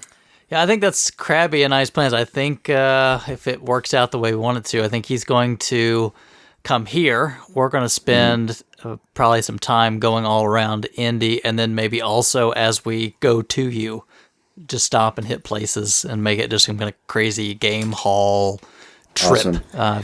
Who knows if we buy much, but if nothing else, just see the sights and enjoy a road trip. What's cool with that is like you can put in the Craigslist app just find the areas near me. Yeah. So as you drive through new areas, okay, is there anything cool in this town? Yeah, geez, I'm really looking forward to that. So hopefully he'll get his flight stuff nailed down soon. But I'm really looking forward to meeting a lot of people. Oh yeah. That I've not had a chance to meet in person. So I know nobody probably knows what I look like. If you really want to see what Bill and I look like, you can go back on our YouTube page. We have our Too Many Games panel from a couple years back. That's right. We have the video on there. So look for us there. If we're not at the show, you can. I mean, if we're not at the table, we'll be walking around a little bit. I'll probably have my RF Gen shirt on, so just don't hesitate. Just stop up and say hi. I'd love to meet everybody. You'll probably also. Well, Or come to the panel, of course. Yeah, come to the panel. You'll definitely see us there. And the what do you call it? I was going to have RF Generation name tags made up so that people could wear their forum names. That's right. So I'll just leave those at the RF Gen table. So just go grab one. There'll be Sharpies over there. Just that way, if we see you walking on the floor, we'll be like, "Oh, Gamer Nick." Yeah, looking forward to it. It'll be a great time. It's like, "Oh, there's Techie, all the way from Idaho." So here's the thing to keep in mind, though, right? It's coming up fast, so you've got to ask for your time off of work, make your travel arrangements. Just do it. I know you're probably thinking oh, can I? Do I have the money? Do I have the? Yeah. Just go, right? Yeah. Just decide which food truck you get, because all you have to worry about is which awesome story from the event are you going to tell to everyone you know first. Yeah, exactly. Right. I mean, that's all you have to worry about. Yeah, everything else is a piece of cake. So. We're all seriously looking forward to seeing everybody that can make it there, and it's going to be a fantabulous October 3rd, I think. Man, it's going to be great. And if I weren't having another child between now and then, that would be the best thing happening to me. That in my little corner of the world right here. But best thing. I'm so excited, and I'm really pleased with how it's coming together. And we've really got a lot of great vendors, exhibitors going on there, and I feel like we've been talking about the show for a while, but you really should come out for it. I really hope I get to see a lot of you guys.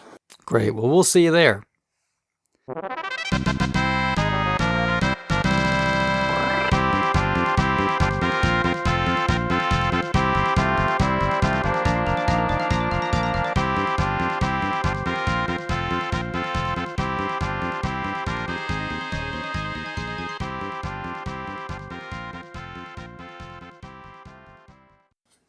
Well, thanks everybody for listening to another episode of the RF Generation Collectorcast.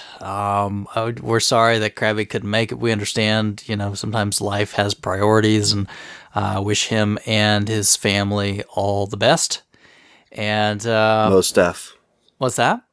Most def. Yeah, definitely. And just some reminders about where you can find us. So, Bill, where can people locate the show? Well, you can just go right to rfgeneration.com. You can. It's a pretty easy place to find lots of happy people, and you can track your collection there. So, good place. You know where else is a great place to find a lot of those same happy people? Where's that? If you're in the Wallingford, Connecticut area on Saturday, October 3rd, you can just run into a lot of them. That's right. And if you want more details, RetroWorldExpo.com, right?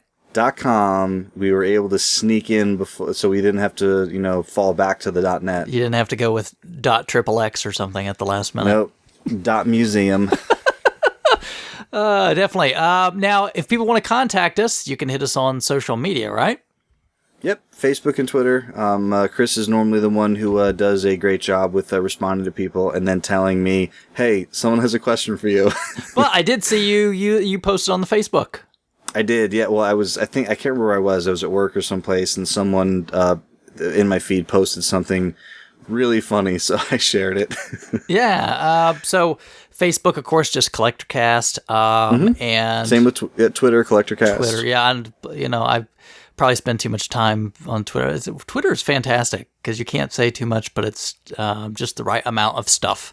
I used to spend a lot of time on Twitter at my last job, where it was very, very much hurry up and wait for something, bad to happen and then fix it. My new job is much more proactive, so I'm always busy. And I gotta tell you, it was night and day. I was on Twitter every single day to now not on Twitter for weeks at a time. Yeah, social media hit us up. Email, Bill sent the first email to our email account. So podcast at collectorcast.com. You can catch it there. And as far as getting the show, gosh, iTunes, YouTube. Yeah, iTunes, leave us a review. YouTube, feel free to comment on there. We'll respond to it. Collectorcast.com takes you to our Podomatic page. Yes. Can't forget about the pickle. No, well, I heard so somebody sent me a message that said Podcast Pickle was no more. I hope that's not the case, because I'm still getting a paycheck from them. Bill's going to do some investigation while we talk. And you can also get us on Stitcher, right? You can download the Stitcher app. And if you're on Windows Phone, you can get it there.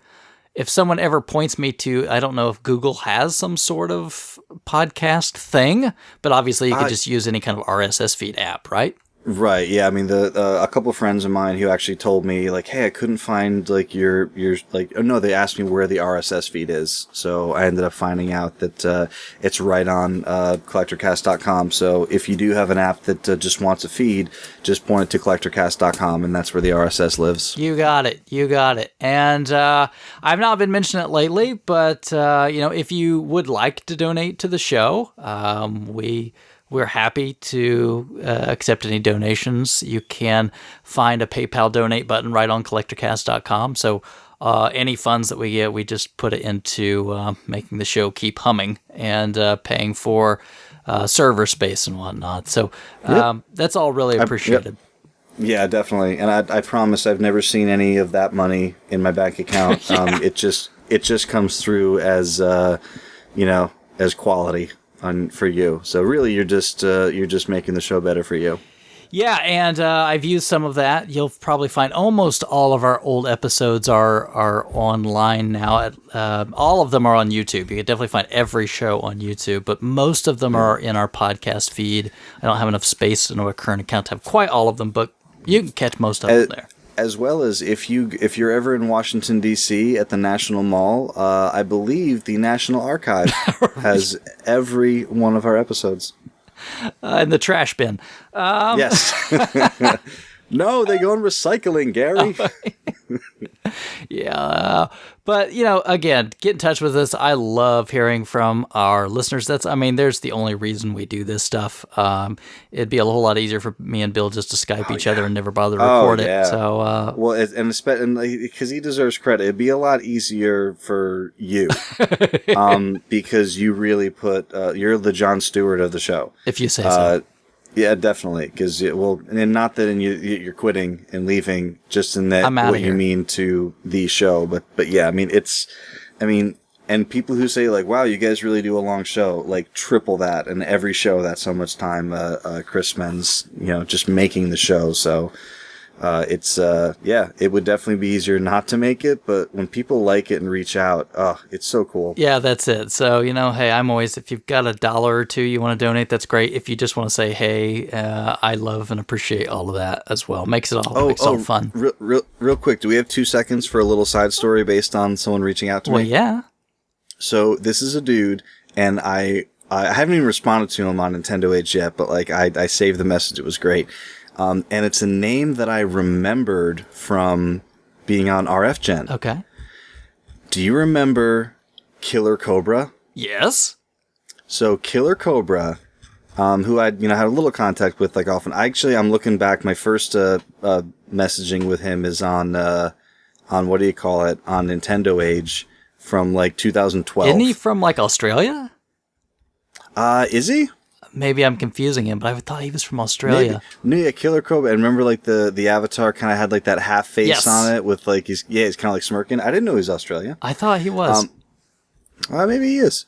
So anyway, so you remember if a little while ago, we were talking about like I found like when I went to my wife's my in-laws' house, and they had like a Babbage's receipt. Yeah. Like mixing with some games. It's like, oh, it's so cool. So I get this message from him like a month ago.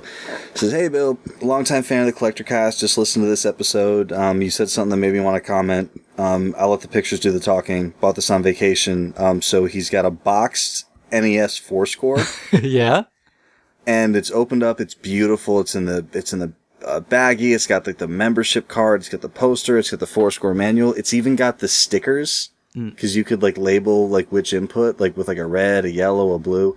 It's got everything. Nice. And inside there, it's the original like dot matrix printer receipt from March 20th, 91. Wow. $39.99. Whoa. At 4:32 p.m. and he said, I saw this and I was so excited about it. And, I showed and remember how I told my wife, I was like, Sarah, the Babbage's receipt for Mega Man. And she was like, oh. Right? Only collectors care. Yeah. So he said, I showed this to my wife and she was like, oh, that's cool. The baby's diaper needs changing. Right. But yeah, like little things like that, they make your day. That's right. It certainly does. But thanks for sharing with us, everybody. We look forward to talking to you and maybe even seeing you in person soon. And we'll catch up with you next time.